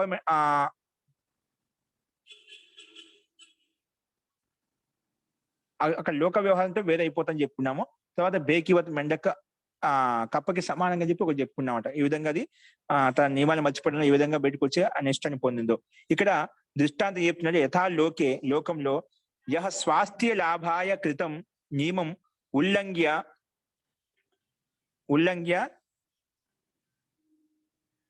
స్వాస్థ్య లాభాయ కృతం నియమం ఉల్లంఘ్యేత్ ఏదైతే ఉల్లంఘిస్తుందో అంటే అపత్యం ఆచరేత్. అపత్యం అంటే అయితే పత్యంగా ఉండాలి. అంటే స్వాస్థ్య లాభం కోసం ఒక నియమం పెట్టినా, ఒక కృత నియమం పెట్టినా, ఇవి తినకూడదు ఇవి తినాలి. ఇప్పుడు ఏదైనా మనం స్వాస్థ్య లాభం కోసం కొన్ని మనకు అనుకూలించకపోతే డాక్టర్లు వైద్యులంతా ఇవి నీకు పథ్యంగా ఉండాలని చెప్పి చెప్తాడ. ఆ పథ్యం ఉండకుండా అపత్యం చేసామన్నమాట. స్వాస్థ్య లాభం కోసము స్వాస్థ్య లాభాయ కృతం నియమం ఉల్లంఘించాలనుకోండి అంటే అపత్యం ఆచరిత అంటే పత్యాన్ని ఆచరించడు, అపత్యం ఆచరేత్ సో అనర్థం అయితే అప్పుడు ఏమవుతుంది, అనర్థతను పొందుతాడు. ఏముంది మళ్ళా అదే రోగం మళ్ళీ ఉత్పన్నం అవుతుందట. మరి ఈ రోగం నీకు ఎక్కువ ఉత్పన్నం అవుతుంది, ఈ పదార్థం తినకూడదని చెప్పి పత్యం ఉండాలని చెప్పామట. అది మర్చిపోయి దాన్ని ఉల్లంఘించి అపత్యాన్ని ఆచరించాలనుకోండి, అపత్యం ఆచరిస్తే గిన సో అనర్థం అయితే అతడు అనర్థాన్ని పొందుతాడు. అంటే మళ్ళీ అదే రోగం ఉత్పన్నం అవుతుంది, మళ్ళీ అదే రోగం ఉత్పన్నం అవుతుంది. అందుకే సో అనర్థం భయతే అనర్థాన్ని పొందుతాడు. కాబట్టి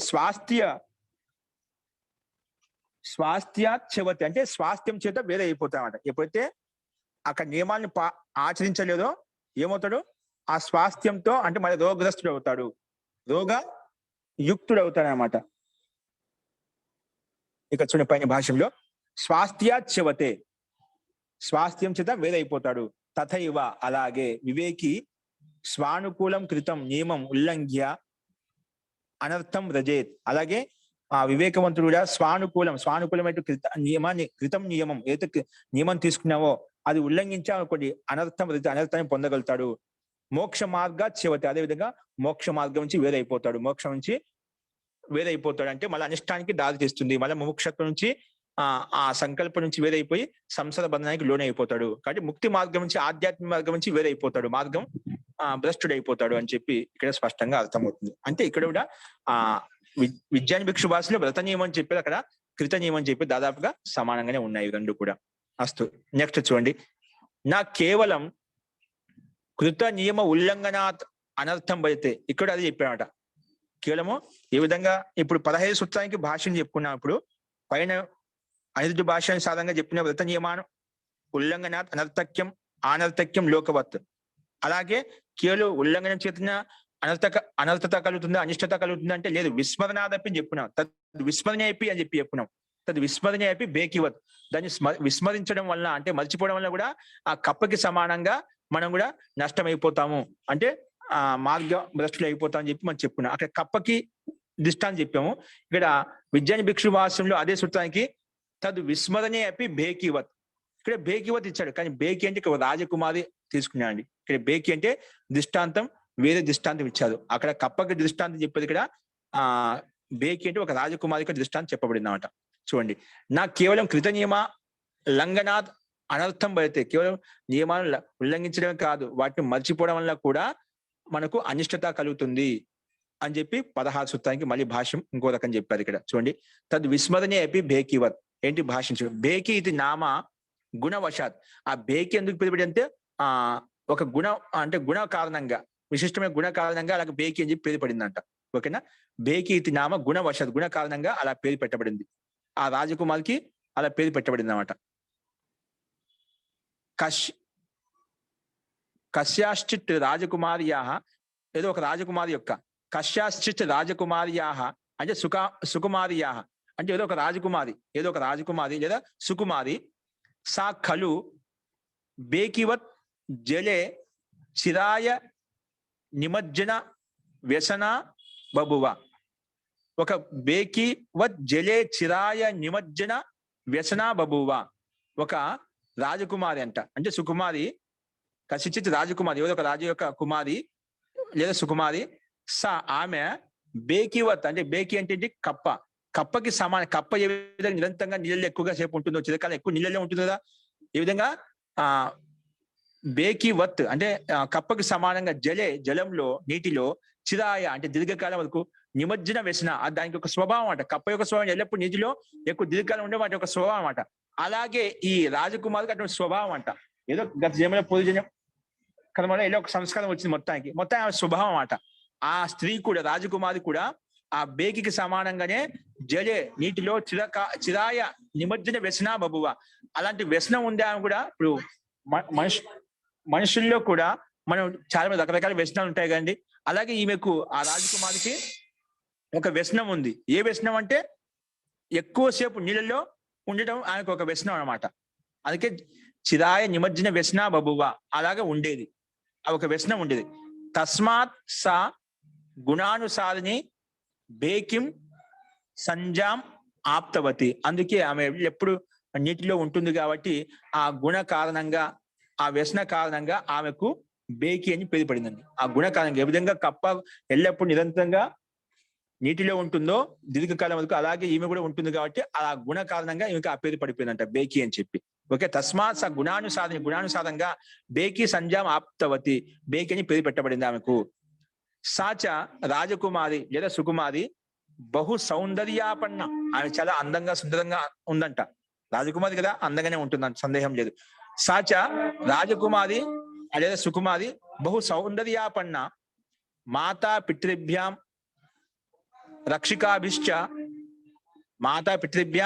రక్షికాభిశ్చ జలే నిమజ్జన భయాత్ అతి ప్రయత్నేన రక్షిత.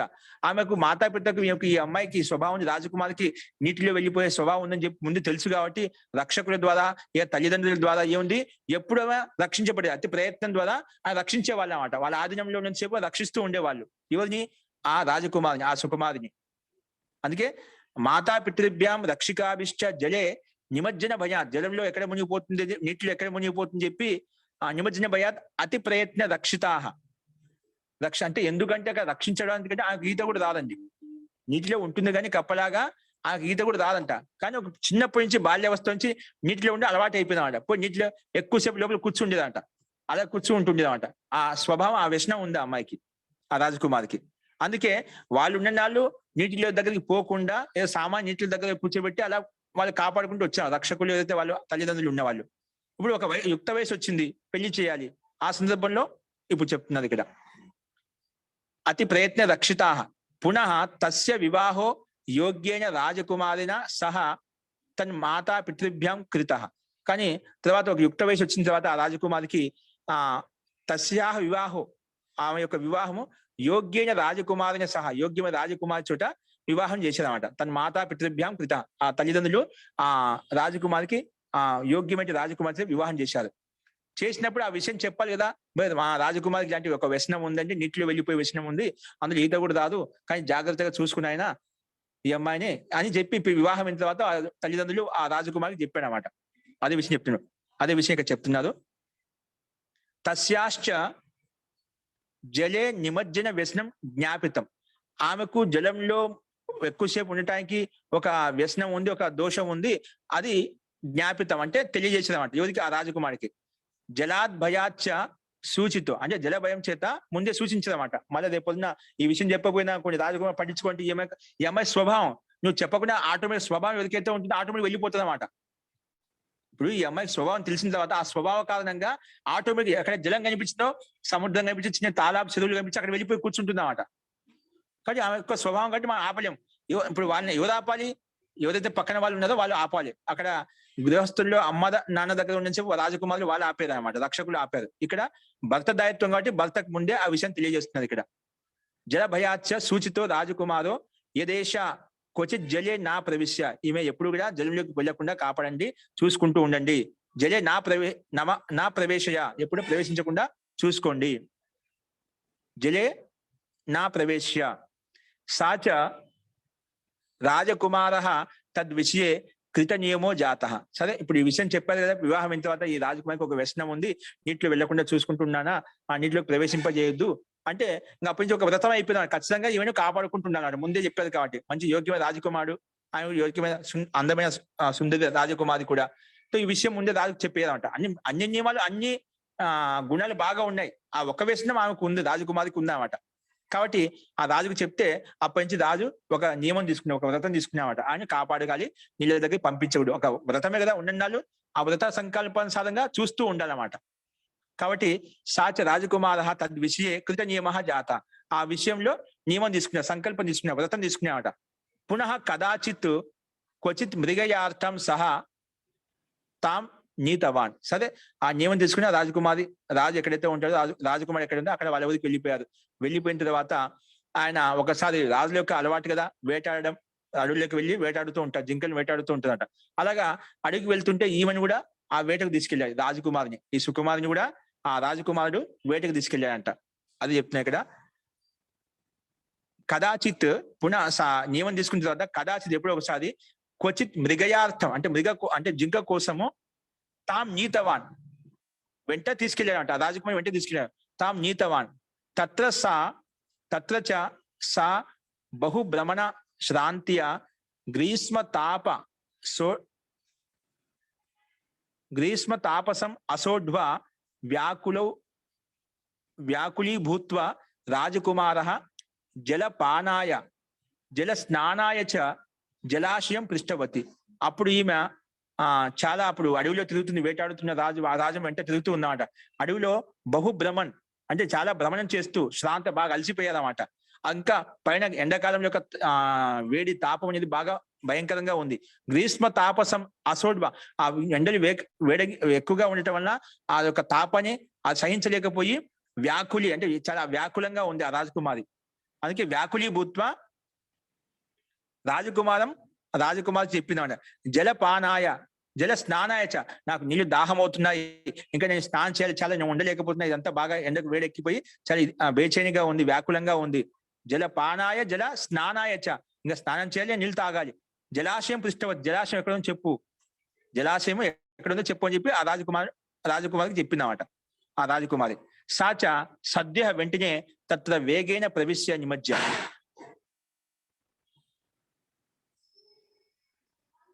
జలాశయం పృష్ఠవతి రాజకుమార శైగ్ర్యాత్ తం కృత నియమం విస్మృత్య. ఆ రాజకుమారి ఏం చేశాడు, వెంటనే ఆయన ఒక సంకల్పం ఉంది కదా, ఏంటి, ఈ రాజకుమారిని నీటిలోకి పంపించకూడదు, జలాశయంలోకి పంపించకూడదు. ముందు ఒక వివాహంలో సమయంలో ఆ విషయం ఎప్పుడు మామూలుగా వెళ్ళేది కాదు, ఇంట్లో ఉన్నప్పుడు అటువంటి అవసరం వచ్చేది, జలాశయానికి వెళ్ళే అవసరం వచ్చేది కాదు. ఇప్పుడు అనుకోకుండా వేటాడడం కోసం అడవికి వచ్చేది కాబట్టి బాగా అలసిపోయి ఎండకు బాగా ఇది వ్యాకులంగా ఉన్నారు కాబట్టి నీళ్ళ దాహం వేసింది, వ్యాకులంతా కలిగిందన్నమాట. అప్పుడు జలాశయం అడిగిందన్నమాట. ఆ విషయాన్ని వెనకమ్మడే మర్చిపోయి ఆయన రాజకుమార శైగ్ర్యా అంటే శీఘ్రంగా తమ్ కృత నియమం విస్మృత్య, ఆయన తీసుకునే నియమం ఏదైతే ఉందో దాన్ని మర్చిపోయి దర్శితమా అద్దో జలాశయం అక్కడ ఉంది, అక్కడికి వెళ్ళు అని చెప్పాడు రాజకుమారికి. అంటే ఆ ఎప్పుడో వివాహ బంధంలో ఉన్నప్పుడు ఆయన ఆ నియమం తీసుకునేవాట, మధ్యలో ఎటువంటి అవసరం రాలేదు, కానీ తీసుకున్న నియమాన్ని మర్చిపోయామట.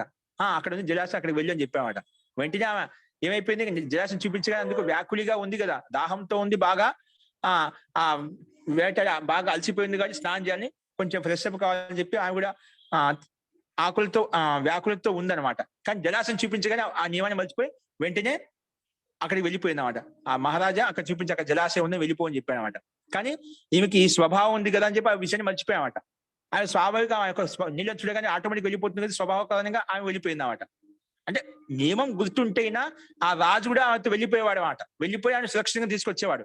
ఆ నియమం మర్చిపోయి ఆయన ఏదో వేటాడుకుంటే ఆయన పంపించాడు, జలాశయం అక్కడ ఉంది, నువ్వు వెళ్ళి స్నానం చేయి, నువ్వు నీళ్ళు తాగేసి వచ్చాయని చెప్పి ఆయన పంపించేశాడు ఆ రాజకుమారిని. వెంటనే కృత నియమం విస్మృత్తే దర్శితమని, అక్కడ ఉంది జలాశయం ఉంది, వెళ్ళిపో అని చెప్పాడు.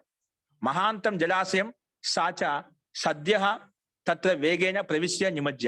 ఆమె వెంటనే ఆ జలాశయం చూపించగానే ఏం చేసి సద్య వెంటనే తత్ర వేగేన ప్రవిశ్య, ఆ నీళ్ళని చూడగానే ఆటోమేటిక్ వేగంగా లోపల ప్రవేశించిపోయింది. చెప్పాను కదా మొదటి నుంచి ఒక వ్యసనం ఉంది ఆమెకు, నీటిలో ప్రవేశించి లోపల కూర్చుంటుందన్నమాట. ఆ ఒక వ్యసనం అంట. ఎందుకు అది కప్ప ఏ విధంగా నీటిలో కూర్చుంటుంది, అలాగా ఒక వ్యసనం ఏమి కూడా ఉంది కాబట్టి ఆమె నీళ్ళని చూడగానే సద్య వెంటనే లోపలికి వెళ్ళి కూర్చుందన్నమాట. తో సద్య తత్ర వేగైన ప్రవేశ నిమజ్జ, అక్కడ పోయి నిమజ్జం అయిపోయింది, అంటే నీళ్ళు కూర్చుందన్నమాట. అప్పుడు రాజకుమారి ఎంతసేపు రాకపోయేసరికి మళ్ళా వెంటనే ఆయనకు ఒక అనుమానం వచ్చిందట.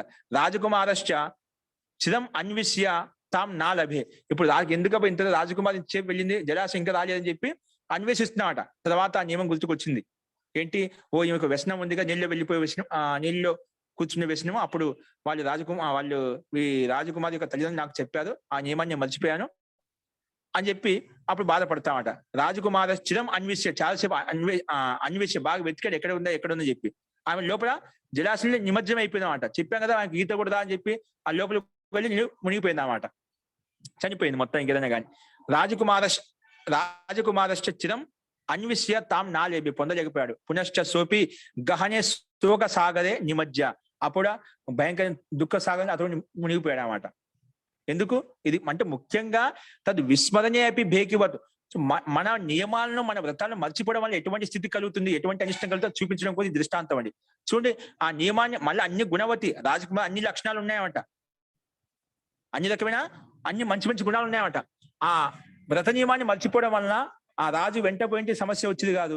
ఆ జలాశయం అక్కడ నుంచి వెళ్ళి అని చెప్పాడు, ఆ వ్రత నియమాన్ని అక్కడ వెళ్ళిపోయింది. ఆ రాజకుమారి వెళ్ళిపోయి స్వభావ కారణంగా అందులో కూర్చొని ఈత కూడా రాదు కాబట్టి మునిగిపోయింది, అక్కడ చనిపోయింది అనమాట. మొత్తం ఇంకేదో బయటకు రాలేకపోయింది. అతడు ఆ విషయం తెలుసుకున్న తర్వాత ఈయన కూడా సోపి గహనే శోక సాగర నిమజ్జ, ఆయన కూడా గహనమైన అంధకారంలో ఆ బాధలో లీనమైపోయాడు. అంటే అనిష్టం కలిగిందా మొత్తానికి. ఎందుకు? ఆ వ్రతాన్ని మర్చిపోవడం వల్ల, మన సంకల్పాలను మర్చిపోవడం వల్ల ఇటువంటి అనిష్టం కలుగుతుంది. అది అందుకే ఆయన శోక సాగరంలో దుఃఖ సాగరం మునిగిపోయాడు. నా శాంతిం అవాప్తవాన్, ఆయనకు ఎంత ఆ విషయాన్ని మళ్ళీ మర్చిపోలేకున్నాడట. ఎందుకంటే ఒక గుణవతి అందమైన స్త్రీ ఇటువంటి వెళ్ళిపోతున్నా వాళ్ళ మీద వ్యామోహం ఉన్నప్పుడు మనం మర్చిపోలేమండి. ఎందుకు? ఒక చిన్న సంకల్పాన్ని మర్చిపోవడం వల్ల, వ్రతాన్ని మర్చిపోవడం వల్ల. అది నా శాంతిం అవాప్తవాన్, అతను శాంతిని పొందలేకపోయాడు. కాబట్టి అత్ర వ్యాఖ్యానే భేకివత్, మొత్తానికి ఇక్కడ దీని యొక్క భాష్యము.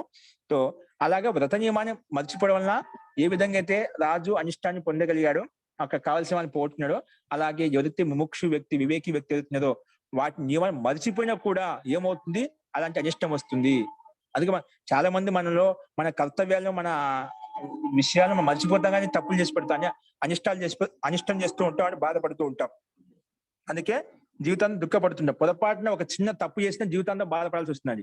ఒక చిన్న పొరపాటు చేసినా జీవితాంతం బాధపడాల్సి వస్తున్నమాట. అని తెలుసు మన, ఇది నియమము, ఇది నియమం, అనియమం అన్ని తెలుసు మాట. యమ నియమాలు అందరికీ తెలుసు. మన కర్తవ్యాలు, మన దాయత్వాలు, మన కర్మలు మనకు అందరికీ తెలుసు. ఎప్పుడైతే మన కర్తవ్యాలు, మన ధర్మాలు మర్చిపోతామో అప్పుడు జీవితాంతం బాధపడాల్సి వస్తుంది. చేయాల్సిన సమయం చేయకపోతే ఆ టైం తప్పిపోయిందా అప్పుడు బాధపడాల్సి వస్తుంది అన్నమాట. కాబట్టి మన సంకల్పాలు, వ్రతాలు, నియమాలు ఏవైతే ఉన్నాయో అవన్నీ మర్చిపోకూడదు. ముఖ్యంగా వివేకి వ్యక్తి, ముముక్షు వ్యక్తి ఏదైతే ఉన్నదో వారు ఇలా నియమాలను ఆచరించకపోతే అనిష్టాన్ని పొందగలుగుతారని చెప్పి మనకు ఇక్కడ బేకివత్ అనే రాజకుమారికి దృష్టాంతాన్ని ముందుగా కప్ప యొక్క దృష్టాంతం చెప్పి మనకు దీన్నే అర్థమయ్యేలా చెప్పారు. అందరికీ మనకు అర్థమైంది అనుకుంటాను. ఇదే విషయాన్ని బేకివత్, ఇక్కడ వత్కి అంటే కప్పకి సమానంగా ఇక్కడ వత్ అని కొంచెం వ్యాకరణ విషయం చెప్పబడుతుంది. తో అత్ర వ్యాఖ్యాన బేకివత్ వత్ ప్రత్యయ సప్తమ్యాం, ఇక్కడ బేకివత్ వత్ శబ్దంగా వత్ ప్రత్యయం కనిపిస్తుందా? ఇది సప్తమ్యాం, సప్తమి యొక్క అర్థంలో ఉంది. ఎలా వచ్చిందంటే తత్ర తస్యేవ ఏవం, తత్ర తస్యేవ అనే సూత్రం ప్రకారంగా సప్తమి అర్థంలో ఇక్కడ వత్ ప్రత్యయం వచ్చిందని చెప్పారు.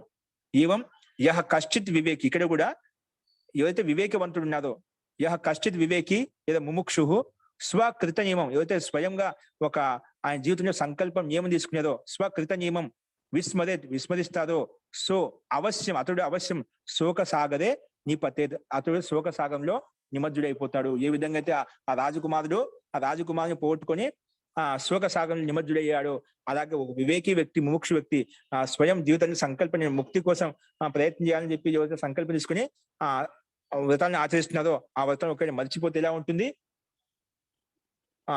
స్వకృత నియమం విస్మరేత్, సో అవశ్యం అతడు కూడా శోక సాగరే నిపతేత్ అంటే ఆ శోక సాగంలో మునిగిపోతాడు. నిపతేత్ అంటే మునిగిపోవడం, కింద పడిపోతాడు అంటే దుఃఖ సాగంలో లీనమైపోతాడు అని చెప్పి ఇది కూడా మనకు స్పష్టంగా అర్థమవుతుందండి. ఈ రకంగా ఈ దృష్టాంత ద్వారా మన యమ నియమాలు, మన కర్తవ్యాలు, మన దాయత్వాలు ఏవైతే ఉన్నాయో ఆ దాయత్వాన్ని మర్చిపోతున్నా మనం కూడా అనిష్టానికి లోను కావాల్సి వస్తుందని చెప్పి ఇక్కడ మెండక దృష్టాంతం, రాజకుమార్ దృష్టాంతం స్పష్టంగా మనకు లోక ప్రసిద్ధమే. ఇది మనకు ప్రత్యక్షంగా చూస్తాం. ప్రత్యక్ష అనుభూతి అందరికీ ఉందన్నమాట ఆ కప్ప విషయంలో. అలాగే ఇది కూడా బేకివత్ స్వభావ కారణంగా ఆమె వెళ్ళింది. మన ఆ వ్రతాన్ని మర్చిపోయిన రాజకుమారుడు అతను కూడా అనిష్టాన్ని పొందగలిగాడు అన్నమాట. అస్తు ఇలా చెప్పిన తర్వాత నెక్స్ట్ 17వ సూత్రం చూడండి. జాత వివేకస్య చర్యా విధానానంతరం అధునా వివేక ప్రాప్తయే శ్రవణాధికం నిర్దిశ్యతే. ఇప్పుడు జాత వివేకస్య అంటే వివేకం ఉత్పన్నమైన వ్యక్తికి ఆ చర్య అంటే వ్రత నియమాల గురించి చెప్పిన తర్వాత, వ్రత నియమాలు ఆచరించాలని చెప్పిన తర్వాత ఆ వివేకి ప్రాప్తి కోసం శ్రవణాధికం, శ్రవణం నిధిధ్యాసనం, మననం నిధిధ్యాసనం, అవినియం అని చెప్పుకుంటారు కదా. ముందు శ్రవణం ఉండాలి, తర్వాత నిధిధ్యాసనం ఉండాలి, తర్వాత ఇవన్నీ వాటి కోసం సాక్షాత్కారం చేసుకోవడం కోసం వాటిని ప్రయత్నం చేయాలి. శ్రవణ మనన నిధిధ్యాసన సాక్షాత్కారం, శ్రవణము మననము నిధిధ్యాసనము తర్వాత సాక్షాత్కారం, ఇవన్నీ అంటే వీటి ద్వారా మనకు వివేక ప్రాప్తి కలుగుతుంది. ఇంతకు జాత వివేకస్య అంటే వివేకం ఉత్పన్నమైన వ్యక్తికి ఎటువంటి ఆచరణ, ఎటువంటి వ్రతాలు ఉండాలి అవి చెప్పుకున్నాం. చర్య విధానానంతరం అధునా ఇప్పుడు వివేక ప్రాప్తి కోసం శ్రవణాధికం నిర్దిశితే, శ్రవణ చతుష్టం ఏదైతే ఉందో వాటిని నిర్దేశిస్తున్నారు. చూడండి. నా ఉపదేశ శ్రవణే అపి కృతకృత్యత, కేవలం ఉపదేశాన్ని శ్రవణం మాత్రం చేత కృతకృత్యత కలగదు. ఏంటంటే కేవలం నేను సాంకేతిక దర్శనం చదువుకున్నాను, లేదంటే యోగ దర్శనం చదువుకున్నాను, లేదంటే రోజు ధ్యానం చేస్తున్నాను, లేదు పలానా గురువు చేత ఉపదేశం విన్నాను అన్నమాట. అట్లా కేవలం శ్రవణోపదేశన ఉపదేశ శ్రవణే అపి నా కృతకృత్యత కలగదు. అంటే ఉపదేశం విన్నాను లేదా చదువుకున్నా ఒకసారి, అక్కడ ఉపదేశం మాత్రం చేత కృతకృత్యత అనేది కలగదు, అంటే చరితార్థత కలగదు. పరామర్శాతృతే అంటే పరామర్శించకుండా, ఒకసారి విన్నది పరామర్శించకుండా, ఆలోచించకుండా, విచారించకుండా నీకు కృతకృత్యత కలగదు. ఎలాగంటే విరోచనవత్ అని చెప్పి ఒక దృష్టాంతం చెప్పబడిందండి. ఏంటి విరోచన అని చెప్పి చెప్తాను. ఒక దృష్టాంత కథ వచ్చింది, ఆ కథ చెప్తాను. ఏంటి మొత్తానికి కృతకృత్యత అనేది కేవలం శ్రవణ మాత్రం చేత కలదు. పరామర్శాత్ రితే అంటే పరామర్శం లేకుండా, పరామర్శాత్ రితే అంటే పరామర్శించకుండా, అంటే ఆలోచించకుండా, విచారించకుండా కేవలం ఉపదేశం విన్నానంటే నాకు జ్ఞానోదయం కలిగిందంటే కలగదు. ఉపదేశ శ్రవణేపి నా కృతకృత్యత. ఎందుకంటే పరామర్శాత్ రితే పరామర్శించకుండా, విచారించకుండా, అంటే చెప్పిన ఉపదేశాన్ని నువ్వు ఆలోచించకుండా, విచారించకుండా, వల్ల మననం నిధిధ్యాసం చేయకుండా ఉన్నావు అనుకోండి, అది నీకు కృతకృత్యత కలదు. అంటే ఇవి చేసినప్పుడు నీకు కృతకృత్యత కలుగుతుంది. అలా చేయలేదు కాబట్టి విరోచనవత్ అని ఒక దృష్టాంతం చెప్పారు. విరోచనవత్ అని చెప్పి అదేంటో ముందు భాషను చూద్దాం. ఉపదేశ శ్రవణే అపి కృతకృత్యత నా. ఉపదేశాన్ని శ్రవించినంత మాత్రాన కూడా కృతకృత్యత కలగదు. యద్యపి ఉపదేశస్య శ్రవణం ఆవశ్యకం. ఇక ముందే చెప్పిన భయ్, ఉపదేశం చేత కూడా మనకు కృతకృత్యత కలగంటే ఉపదేశం ఎందుకు వినాలి, మళ్ళీ అలా అనుకుంటామని చెప్పి ముందు చెప్పాడు. ఉపదేశం ఆవశ్యకమే, తర్వాత చేయాల్సిన కర్మలు ఉన్నాయి. యద్యపి ఉపదేశస్య శ్రవణం ఆవశ్యకం. ఉపదేశం అయితే వినాలి ఖచ్చితంగా. ఉపదేశస్య శ్రవణం ఆవశ్యకం, ఖచ్చితంగా అవసరము. నహి శ్రవణం అంతరైన కస్యచిత్ జ్ఞానం భవతి. కానీ కేవలం శ్రవణం మాత్రం, ఒకసారి ఉపదేశం విన్నాను, శ్రవణం చేశాన్న మాత్రాన జ్ఞానం కలగదు. నహి శ్రవణం అంతరైన, శ్రవణం లేకుండా కస్యచిత్ జ్ఞానం భవతి. నహి శ్రవణం అంతరైన కస్యచిత్ జ్ఞానం భవతి. అందుకే శ్రవణం అది ఖచ్చితంగా కావాలి. శ్రవణం లేకుండా ఉపదేశ శ్రవణం లేకుండా కస్యచిత్ జ్ఞానం భవతి, ఎవరికి జ్ఞానం కూడా కలగదు. ముందు శ్రవణం ఉంటేనే జ్ఞానం కలుగుతున్నమాట. కాబట్టి శ్రవణం ఆవశ్యకం. శ్రవణం లేకుండా కస్యచిత్ జ్ఞానం నా భవతి, ఎవరికి కూడా జ్ఞానం కలగదు. కానీ పరంతు అంటే కానీ కేవలం శ్రవణమేవ పర్యాప్తమితి నా. కేవలం విన్నాం కదా, ఇంకా పర్యాప్తమైంది, ఒకసారి విన్నాము, ఒకసారి చదువుకున్నాము, అయిపోయిందని కాదు. కేవలం శ్రవణమేవ పర్యాప్తం నా, కేవలం శ్రవణ మాత్రం పర్యాప్తం కాదు. యతోహి శ్రవణే సత్యపి, శ్రవణం చేసినప్పటికి కూడా నా కృతకృత్యత కలగదు. సాఫల్యం నా సంభవతి, సఫలత నీకు సంభవించదన్నమాట. ఎందుకు సంభవించదంటే పరామర్శాత్ రితే, ఎందుకంటే పరామర్శించలేదు కాబట్టి, నువ్వు ఆలోచించలేదు కాబట్టి, దాని ఆ విషయం పట్ల విచారించలేదు కాబట్టి. ఏ విషయத்தை నువ్వు శ్రవణం చేశావో అది నువ్వు విచారించలేదు, మననం చేయలేదు, నిధిధ్యాసం చేయలేదు అన్నమాట. అందుకే పరామర్శో అత్ర లేకుండా. పరామర్శం అంటే ఏమిటి ఇక్కడ అది చెప్తున్నాడు. మనన నిధిధ్యాసనార్థ అంటే మననము, నిధిధ్యాసనము, సాక్షాత్కారం అనమాట. ముందు శ్రవణం ఉండాలి, ఆ శ్రవణం చేసింది మళ్ళీ మననం చేసుకోవాలి, ఇది అవునా కాదా అని చెప్పి. అవునా కాదు మననం చేసినప్పుడు అది నిశ్చయం, నిధిధ్యాసనం నిశ్చయం అయిపోతున్నమాట. ఆ నిశ్చయం అయినప్పుడు సాక్షాత్కారం అయిపోతుంది. అలాగా ఈ శ్రవణ చతుష్టయకం ఉండాలి. ముందుగా విన్నది మననం చేయాలి, అది మనం చెప్పింది విన్నది కరెక్టా కాదా అని చెప్పి. విన్న తర్వాత అది కరెక్టా కాదనేది నిధిధ్యాసం చేసినప్పుడు నిశ్చయం అయిపోతాం. ఇది ఇలాగే ఉంది, ఇది ఇలాగే ఉండాలి అని చెప్పి నిశ్చయం అయిపోతుంది. ఆ నిశ్చయం అయినప్పుడు ఆ వస్తువు యొక్క స్వరూపం, ఆ విద్య యొక్క స్వరూపం మనకు సాక్షాత్కారం అయిపోతుంది. అది ఒక విద్య కావచ్చు, ఒక పదార్థం కావచ్చు, ఆ వస్తువు యొక్క స్వరూపం యథార్థంగా తెలుస్తుంది. కాబట్టి పరామర్శో మనన నిధిధ్యాసనార్థ, ఇది లేకుండా మనము కృతకృత్యత శ్రవణం చేశామని మాత్రాన, శ్రవణం తర్వాత మననం కూడా ఉంది, నిధిధ్యాసనం ఉంది, సాక్షాత్కారం ఉంది, ఈ మూడు కూడా చేయాలి. అప్పుడే కృతకృత్యత కలుగుతుంది. కాబట్టి మనం ఏదైనా చదివిన ఒకసారి పాఠం విన్న తర్వాత కూడా అది ఒకసారి వింటే రాదండి. తర్వాత ఇంటికి చదువుకోవాలి. చదివిన తర్వాత మళ్ళీ ఇంకోసారి చూస్తే ఇది అవునా కానీ యథార్థంగా తెలుస్తుంది. ఆ తెలిసినప్పుడు ఇది ఇట్లాగని చెప్పి నిశ్చయించుకుంటాం అంట. ఇది ఇలాగే ఉంది, దృష్టాంతం ఇలా ఉంది, సిద్ధాంతం ఇలా ఉంది, ఉదాహరణ ఈ విధంగా ఇచ్చారు, నీకు ఒకటి అప్పుడు సాక్షాత్కారం అవుతుంది. కేవలం ఒకసారి విన్నాము అయిపోయింది అనుకుంటే అది అలాగే ఉంటుంది. కొంతమంది ప్రబుద్ధులు ఉంటారు, వారికి కలుగుతుంది, త్వరగా అర్థమవుతుంది. కానీ అందరికి అర్థం కానప్పుడు మనం విన్నది శ్రవణం చేయాలి, శ్రవణం చేసి మానం చేయాలి, నిధిధ్యాసం కూడా చేయాలి, తర్వాత సాక్షాత్కారం చేసుకోవాలి. అదే విషయం ఇక్కడ చెప్పబడుతుంది. మనన నిధిధ్యాసనార్థ, మనన నిధిధ్యాసనాభ్యాం వినా, ఆ మననము నిధిధ్యాసనం సాక్షాత్కారం లేకుండా శ్రవణానంతరం అంటే మనన నిధిధ్యాసనాభ్యాం భవితవ్యమేవా, అంటే ఇది లేకుండా ఎప్పుడా మనకు కృతకృత్యత కలగదు. కాబట్టి శ్రవణం చేసిన తర్వాత, శ్రవణానంతరం అంటే విన్న తర్వాత మనన నిధిధ్యాసనాభ్యాం భవితవ్యమేవ, ఖచ్చితంగా అది మననము నిధిధ్యాసనం చేసుకోవాలి. నా తద్వినా కృతకృత్యత, ఆ మననము నిధిధ్యాసనం లేకుండా కృతకృత్యత కలగదు. ఎప్పుడైనా ఒక విద్యాభ్యాసం చేస్తున్నామంటే అది మళ్ళీ అవునా కాదని చెప్పి మనము ఖచ్చితంగా చూసుకోవాలి. చూసుకున్నప్పుడు అది మనకు ఫలితాన్ని ఇస్తున్నాడు, కృతకృత్యత కలుగుతున్నాడు. మనం ఒక పని చేసిన తర్వాత ఇది ఇలాగే ఆ పని కరెక్ట్ చేసామా అని చెప్పి 2-3 సార్లు బాగా చూస్తామండి. మనం చేసిన కరెక్టా కా అని చెప్పి అదని ఒకసారి చూస్తాం. అంటే లౌకిక విషయంలో కావచ్చు, ఏ విషయంలో కావచ్చు. అలాగా మనం దాన్ని విచారించాలి, బాగా ఆలోకనం చేయాలి. చేసిన తర్వాత అది కృతకృత్యత కలుగుతుంది, అంటే సాఫల్యాన్ని ఇస్తుంది, ఫలితాన్ని ఇస్తుంది. కాబట్టి నా తద్వినా కృతకృత్యత, మననం నిధిధ్యాసనం లేకుండా కృతకృత్యత కలగదు. ఎలాగా అంటే విరోచనవత్ ఒక దృష్టాంతం చెప్పారన్నమాట. ఈ విధంగా అతనికి కృతకృత్యత కలగదు. ఊరికే శ్రవణం చేశాడు కానీ దాని మననము నిధిధ్యాసనం చేయలేదు. అందుకే విరోచన అనే ఒక ప్రసిద్ధమైన దృష్టాంతం చెప్పారన్నమాట. విరోచనవత్ అని చెప్పి. ఏంటది విరోచనవత్ కథ దృష్టాంతం? అది చూడండి, వినండి. యథా ప్రజాపతి సకాశాత్ శ్రవణం ఇంద్ర విరోచనాభ్యాం కృతం. ప్రజాపతి అంటే బ్రహ్మ, ప్రజాపతి అని చెప్పి బ్రహ్మ, ఆ ప్రజాపతి దగ్గరికి వెళ్ళి ప్రజాపతి సకాశాత్ శ్రవణం అంటే శ్రవణం చేశాడు. ఎవరు? ఇంద్ర విరోచనాభ్యాం కృతం. ఇంద్రుడు అది విరోచనుడు, అంటే దేవతల యొక్క రాజు ఇంద్రుడు, రాక్షసుల యొక్క రాజు, అంటే ముఖ్యాధిపతిగా విరోచనుడు వచ్చాడన్నమాట.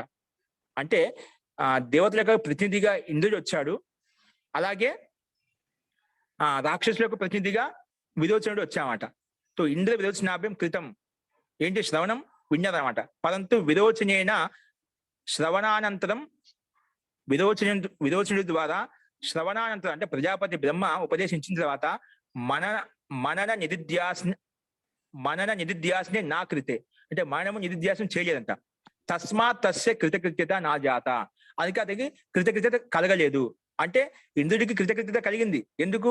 ఆ బ్రహ్మ ప్రజాపతి ఉపదేశం చెప్పిన తర్వాత దాన్ని మనము నిధిధ్యాసం చేశాడు కాబట్టి ఆయన కృతకృత్యత కలిగింది అన్నమాట.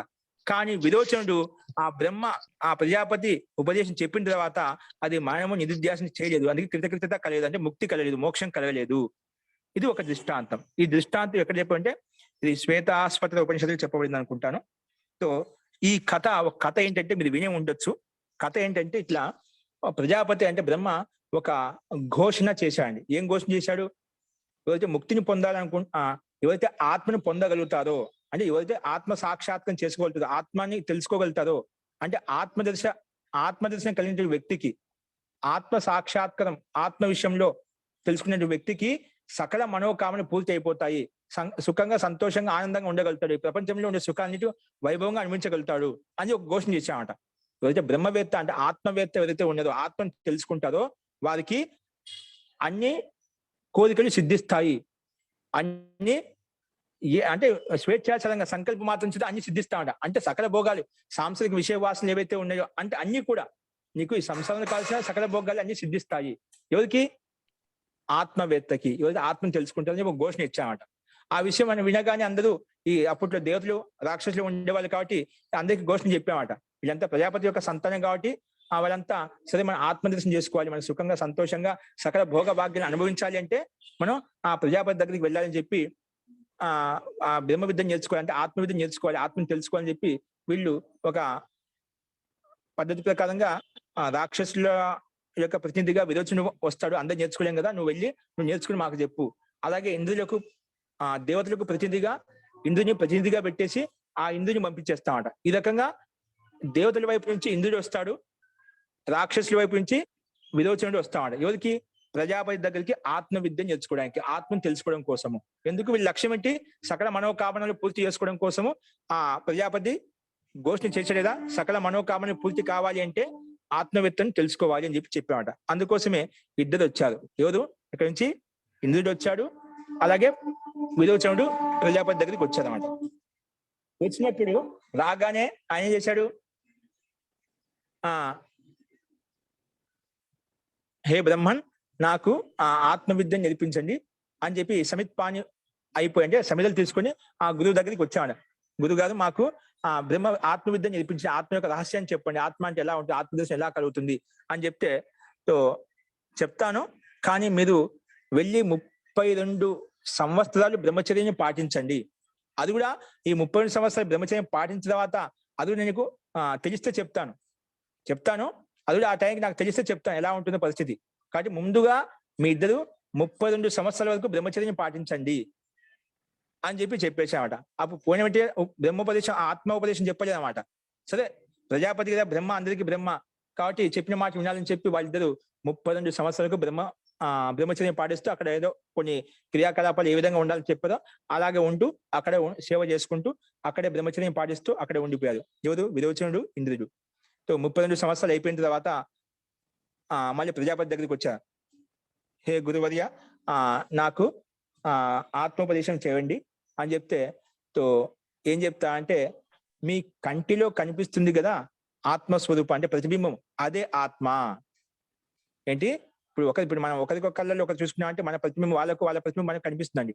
ఆ కనిపించేది ప్రతిబింబం అయితే అదే ఆత్మ అని చెప్పామన్నమాట. ఏం చెప్పే బ్రహ్మ ఏం ఉపదేశించాడు వాళ్ళకి? ఇంద్రుడికి, విరోచనుడికి ఇదే బ్రహ్మ అంటే నీ కంట్లో కనిపించేది ఇదే బ్రహ్మ అని చెప్పగానే వాళ్ళు పోయి ఒక నీళ్ళల్లో పోయి చూసుకున్నారు. మన నీళ్ళలో మన ప్రతిబింబం చూసుకుంటే ఏమొస్తుంది? మన స్వరూపం కనిపిస్తుంది కదా. ఒక అద్దంలో కానీ నీళ్ళలో కానీ మన ప్రతిబింబం చూసుకుంటే మనం ఎలా ఉన్నామో, ఏ విధంగా అలంకరించుకున్నామో, ఏ విధంగా వేషభూష ఉందో అదే కనిపిస్తున్నామట. అదే ఆత్మ అని చెప్పి ఆ ప్రజాపతి వాళ్ళకి ఉపదేశించామట. అయిపోయింది. ఒక మాట చెప్పేశాడు. ఆత్మ అంటే ఇది, ఆత్మ యొక్క రహస్యం తెలుసుకుంటే నీకు సకల భోగ భాగ్యాలు కలుగుతాయి. ఎందుకంటే అప్పుడు బ్రహ్మవాక్కు కదా, అది ఏం చెప్తే జరుగుతుందన్నమాట. అంటే బ్రహ్మ ఈ విధంగా ఉపదేశించాడు కాబట్టి ఇద్దరు వెళ్ళిపోయారన్నమాట. వెళ్ళిపోతూ విరోచనేమో అదే ఆత్మ అని చెప్పి, అంటే మనకు కనిపించే శరీరమే ఏవైతే వేషభూష మనకు మన రూపం ఏతుందో, స్వరూపం ఏతుందో అంటే ఈ శరీరమే ఆత్మ. అందుకే ఈ శరీరాన్ని బాగా హృష్టపుష్టంగా చేయాలి, ఆ భోగ భాగ్యాలు అనుభవించాలి. కాబట్టి ఈ శరీరాన్ని బాగా అన్ని అంటే శరీరానికి అన్ని సకల భాగాలను కలిగించాలి. అంటే శరీరాన్ని బాగా పుష్టంగా హృష్టంగా ఉంచుకోవాలి. ఇదే మనకు ఆత్మస్వరూపాన్ని ఆనందాన్ని ఇస్తుంది. అందుకే శరీర పోషణలో వాళ్ళు లీనమైపోయారంట. శరీరాన్ని అలంకరించడంలో దాన్ని రకరకాలుగా దానికి భోగాలు అందజేయడంలో వాళ్ళు లీనమైపోయారు. ఎవరు? విరోచనుడు. అదే విధంగా ఉపదేశం చేశాడు. కానీ వెళ్తున్న సమయంలో ఇంద్రుడికి ఒక సందేహం వచ్చిందన్నమాట. సందేహం ఎందుకు వచ్చింది? ఏంటబ్బా, ఆత్మ అనేది శాశ్వతమైంది కదా, నిత్యమైంది కదా, మన బ్రహ్మాజీ ఎందుకు అలా చెప్పారు? ఆత్మ అయితే మన ప్రతిబింబం చూసుకుంటున్నాం, అది ప్రతిబింబం ఎప్పుడు నష్టం కావచ్చు, అది శాశ్వతంది కాదు కదా. మన చేయి కావచ్చు, చేయి కట్టినప్పుడు అది ఎలా ఉందో అలాగే చూపిస్తుంది. ఇంకేమైనా కావచ్చు, అది శాశ్వతంగా ఉండదు. కాబట్టి ఇది బ్రహ్మ అయితే కాదు. ఇది మనం చేసామట, ఆలోచించామట, ఇది బ్రహ్మ ఎట్లా అవుతుంది? బ్రహ్మ కాదు. సందేహం వచ్చి మళ్ళీ తిరిగిపోయామట. ఇది బ్రహ్మ కాదు. బ్రహ్మ అంటే నిత్యమైనది ఉండాలి, అది శాశ్వతంగా ఉంటుంది. ఇదేంటో ఖండించవచ్చు, నష్టం కావచ్చు, ఇదేం కావచ్చు. మన స్వరూపం ఎప్పుడు ఒకే విధంగా ఉంటుందా? మన రూపం ఎప్పుడు ఒకే విధంగా ఉంటుందా? రకరకాల మారిపోతూ ఉంటుంది, దినశరీర అవస్థను పొందుతూ ఉంది. అప్పుడు నష్టమైనప్పుడు ఆత్మ నష్టమైపోతుందా? అలాగ మాయనం చేసి ఇది మటుకు బ్రహ్మ కాదు, నాకు అర్థం కాదు, బ్రహ్మ విషయం అర్థం కాదు అని మళ్ళీ ఎన్ని తిరిగిపోయాడనమాట. ఎందుకు? మానం చేశాడు కాబట్టి. విరోచన ఏం మానం చేయలేదు కాబట్టి అట్లా వెళ్ళిపోయాడనమాట. ఈ శరీరానికి బాగా సజావట్ శృంగారం అన్ని చేస్తూ దీన్ని బాగా పోషిస్తుండు, నీకే సకల భోగాలు కలుగుతాయని చెప్పి శరీర పోషణ లీనమైపోయి అక్కడ వెళ్ళిపోయాడనమాట. కానీ ఆ ఇంద్రుడు మళ్ళీ తిరిగి వచ్చి మానం చేశాడు కాబట్టి వచ్చి బ్రహ్మ దగ్గరికి వచ్చేసి, ఏ బ్రహ్మన్, ఈ నాకు ఆత్మ విషయం నాకు ఇంకా అర్థం కాదు, నాకు ఇంకా ఉపదేశించు అని చెప్పి చెప్తామట. చెప్పినప్పుడు అయితే నీకు అర్థం కాలేదా? అయితే ఇంకా 32 సంవత్సరాలు మళ్ళీ బ్రహ్మచర్యాన్ని పాటించు అని చెప్తాడు. సరే, మళ్ళీ 32 సంవత్సరాలు బ్రహ్మచర్యం పాటిస్తామట. అయిపోయిన తర్వాత మళ్ళీ అప్పుడు ఉపదేశిస్తాడు. 32 సంవత్సరాలు బ్రహ్మచర్యం పాటించిన తర్వాత మళ్ళీ ఏం చెప్తా అంటే, నీకు కళ వస్తుంది కదా, కళలో ఏదైతే స్వరూపం కనిపిస్తుందో అదే ఆత్మ అని చెప్తామట. కళలో ఏదైతే స్వరూపం కనిపిస్తుందో అదే ఆత్మ అని చెప్తామట. అప్పుడు ఆ ఉపదేశించిన తర్వాత వెళ్ళిపోతాడు. అలా వెళ్ళిపోతుంటే ఈ కళలో కూడా వచ్చే స్వప్నం కూడా ఎప్పుడు ఒకే విధంగా ఉండదు కదా. అక్కడ కూడా రకరకాల దుఃఖాలు కూడా వస్తుంటాయి.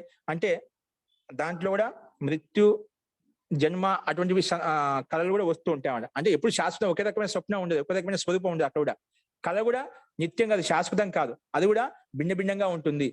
కాబట్టి ఇది కళ అనే ఏదైతే ఆత్మోపదేశం చేశాడో బ్రహ్మాజీ, అది కూడా నాకు ఆ ఆత్మ యొక్క స్వరూపం నాకు ఇది కూడా శాశ్వతంగా కనిపించలేదు, ఆత్మని భిన్నంగా ఉండాలి, నిత్యమైనది శాశ్వతం ఉంది కదా, నాకు ఇది కూడా అర్థం కాదని చెప్పి మళ్ళా విచారించాడు, విమర్శించాడు. కాబట్టి మళ్ళీ తిరిగి వచ్చి మళ్ళీ బ్రహ్మాజీ దగ్గరికి, ఇప్పుడు నాకు ఆత్మస్వరూపం అర్థం కాలేదు, అది కూడా ఆ బ్రహ్మ అంటే ఆత్మ అంటే నిత్యమైనది శాశ్వతమైనది కదా, అఖండితంగా ఉంటుంది, ఇది కూడా నాకు అది అంతు పట్టలేదు, నాకు అర్థం కాలేదంటే. అయితే మళ్ళీ 32 సంవత్సరాలు బ్రహ్మచర్యం పాటించాడు. మళ్ళీ మూడోసారి కూడా బ్రహ్మచర్యం పాటించాడు అనమాట. పాటించడం మళ్ళీ ఆ అయిపోయిన తర్వాత మళ్ళీ బ్రహ్మాజీ దగ్గరికి వస్తే ఏం చెప్పాడు బ్రహ్మాజీ ప్రజాపతి? ఆ నీకు సుషుప్తి అవస్థ కలుగుతుందా, ఆ సుషుప్తి అవస్థ అయితే నీకు గాఢ నిద్రలో, సుషుప్తి అంటే గాఢ నిద్ర, దాంట్లో అయితే స్వరూపం కనిపిస్తుందో అదే ఆత్మ అని చెప్పాడు అనమాట. ఏంటి? అదే ఆత్మ, సుషుప్తిలో అయితే నీకు కనిపిస్తుందో అదే ఆత్మ అని చెప్పి ఉపదేశించాడు. మళ్ళీ వెళ్ళిపోయాడు. వెళ్ళిపోయిన తర్వాత అప్పుడు అది అతనికి స్పష్టత కాలేదన్నమాట. అంటే సుషుప్తి కూడా మనకి గాఢ నిద్ర వెళ్ళిపోయినప్పుడు అక్కడ మనకి ఏమి అసలుకి బోధపడదు. అసలుకి బోధ అంటే ఆత్మకు తెలియాలి కదా. వాస్తవంగా నిజంగా ఆత్మ యొక్క స్వరూపం తెలుస్తుంది, అది ప్రత్యక్షం అవుతుంది, సాక్షాత్కం చేసుకుంటాం. ఇక్కడ ఏంది, సుషుప్తి అవస్థలో గాఢంగా నిద్రపోయినప్పుడు మనకి ఏమి బోధపడదు, అక్కడ ఏమి తెలియదు, ఎక్కడ ఉన్నామో తెలియదు మనకు. అది ఎట్లా ఆత్మ అవుతుంది? ఇది కూడా ఆత్మ కాదు అది మళ్ళీ వెళ్ళిపోతామట. ఇప్పటికి ఎన్ని సంవత్సరాలు ఏందండి? 96 సంవత్సరాలు బ్రహ్మచర్యం పాటించి అక్కడే ఉన్నాడు ప్రజాపతి దగ్గరనే. ఇప్పుడు మళ్ళీ రాగానే మళ్ళీ ఇంకా 5 సంవత్సరాలు బ్రహ్మచర్యం ఉండే మళ్ళీ చెప్పాడు అనమాట. ఇంకొక 5 సంవత్సరాలు బ్రహ్మచర్యం పాటించు, అప్పుడు నీకు ఆత్మోపదేశం చేస్తా అని చెప్తాడు. అప్పుడు వచ్చిన తర్వాత 5 సంవత్సరాలు బ్రహ్మచర్యం పాటించిన తర్వాత ఏం చెప్తా అంటే, ఇది శరీరం కాదు, ఇది మనసు కాదు, బుద్ధి కాదు, అహంకారం కాదు, ఈ స్వప్న కాదు, దాంట్లో సుషుప్తి కూడా కాదు, ఆ కంటిలో కనిపించే ప్రతిబింబం కూడా కాదు, దీనికంటే భిన్నమైంది చైతన్యం కలిగింది ఆత్మ. ఇది శరీరం కంటే భిన్నంగా ఉంటుంది, భిన్నమైన సూక్ష్మంగా ఉంటుంది, అదే ఆత్మ, చైతన్య స్వరూపమైన ఆత్మ. ఈ శరీరంతో భిన్నంగా ఉంటుంది, వేరుగా ఉంటుంది, అది చైతన్యం, దానికోసం నువ్వు ప్రయత్నించేయి అని అప్పుడు ఉపదేశిస్తాడు. అప్పుడు ఆత్మతత్వాన్ని తెలుసుకుని వెళ్ళిపోతాడు. అంటే చెప్పేది ఏంటి, ఈ కథ యొక్క సారాంశం ఏంటంటే, అక్కడ మనం నిరుద్దేశం చేశాడు కాబట్టి ఆ యథార్థం తెలుసుకొని వెళ్ళిపోయాడు అనమాట. ఆ రాక్షసులంతా ఈ శరీరమే ఆత్మగా భావించి, ప్రతిబింబం ఆత్మగా భావించి దానికే పోషించడం, పాలించడం చేయడం మొదలుపెట్టేది. ఇంట్లే సాంసారిక విషయ వాసనలో ఉండిపోయి ఇక్కడే ఉండిపోయాడు. అందుకే ఆ దేవతలకు ఇంద్రుడు రాజుగా ఉండిపోయాడు. అంటే ఆత్మతత్వాన్ని తెలుసుకొని సకల భోగ భాగ్యాలను అనుభవిస్తూ ఉన్నాడు అనమాట. అంటే ముక్తి యొక్క సుఖాన్ని పొందగలిగాడు అనమాట అతను. ఎవరో ఆ ఇంద్రుడు. ఇక్కడ ముఖ్యంగా కథ యొక్క సారాంశం ఏమిటంటే, అతను విరోచనుడు ఆలోచించలేదు కాబట్టి ఆ ఫలాన్ని పొందలేకపోయాడు. అందుకే ఇప్పుడు అదే కదా, కృతకృత్యతను పొందలేకపోయాడు. ఇంద్రుడు అది యథార్థంగా చెప్పిన ఉపదేశాన్ని, శ్రవణాన్ని మననం చేశాడు కాబట్టి, నిరుధ్యాసం చేసినాడు కాబట్టి, సాక్షాత్కం చేసుకున్నాడు కాబట్టి అది ఆత్మబోధన కలిగింది, సకల భోగ భాగ్యాలను ఐశ్వర్యాన్ని పొంది అందరికీ ఆ ఇంద్ర రాజ్యంలో ఉండేటువంటి దేవతలకు అందరికీ అది ఉపదేశించడం వల్ల అదేవిధంగా సకల భోగ భాగ్యాలను అనుభవిస్తూ ఇంద్రలోకంలో, దేవలోకంలో ఎక్కడైతే ఉన్నదో వాళ్ళు సుఖంగా సంతోషంగా ఉంటున్నారు అన్నమాట. ఈ రకంగా మొత్తానికి ఉపదేశం ఏంటంటే, ఇక్కడ ఆ విరోచనుడు ఏ విధంగా పరామర్శించలేదు కాబట్టి, ఆలోచించలేదు కాబట్టి, మన నిరుధ్యాసం చేయలేదు కాబట్టి ఆ విరోచనుడికి సమానంగా కృతకృత్యత కలగలేదు. ఇంద్రుడు ఏ విధంగా అయితే ఆలోచించాడు, పరామర్శించాడు, విచారించాడు కాబట్టి అతనికి ఆత్మ రహస్యం తెలుసుకుని కృతకృత్యుడయ్యాడు, అందరినీ కృతకృత్యం చేయగలిగాడు. ఈ రకంగా మనము విరోచన దృష్టాంతం చేత మనం చూసామండి. ముఖ్య ఉపదేశం ఏంటంటే, మనం ఏం చదువుకున్నా, ఏది చేసినా అది మనము నిరుధ్యాసం సాక్షాత్కారం ఉండాలి. అంటే వాటిని మనం చేయాలి, చూసుకోవాలి. అప్పుడే మనకు కృతజ్ఞత కలుగుతుంది, దాని యొక్క సఫలత, దాని యొక్క ఫలితం మనకు దక్కుతుంది అని చెప్పి ఈ దృష్టాంతం ద్వారా, ఇది ఎందుకంటే ప్రసిద్ధమైన సంఘటన కాబట్టి, యథార్థమైన ఘటన కాబట్టి మనకి ఇలా చెప్పబడిందండి, అర్థం కావడం కోసం.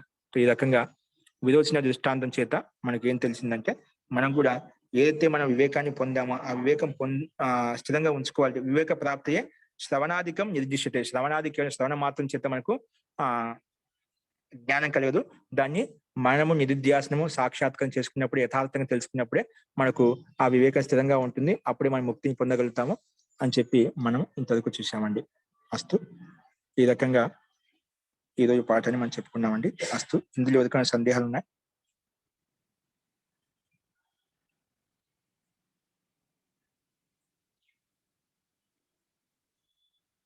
నెక్స్ట్ ఆ ఇంద్రుని యొక్క దృష్టాంతం, అదే ఇంద్రుడికి ఏమైపోయినా అక్కడ కృతజ్ఞత కలిగిందని చెప్పి దృష్టాంతం మన తర్వాత వస్తుంది, అదే చూద్దామండి. అస్తు.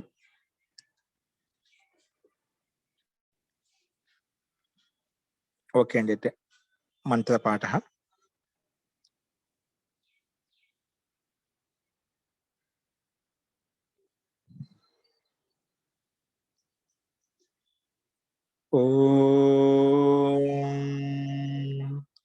సర్వే భవంతు సుఖినః, సర్వే సంతు నిరామయాః, సర్వే భద్రాని పశ్యంతు, మా కశ్చిత్ దుఃఖభాగ్ భవేత్. ఓం శాంతి శాంతి శాంతి. సర్వేభ్యో నమః. అందరికీ నమస్కారం అండి. नमस्ते महोदय। नमस्ते आचार्य, धन्यवादः।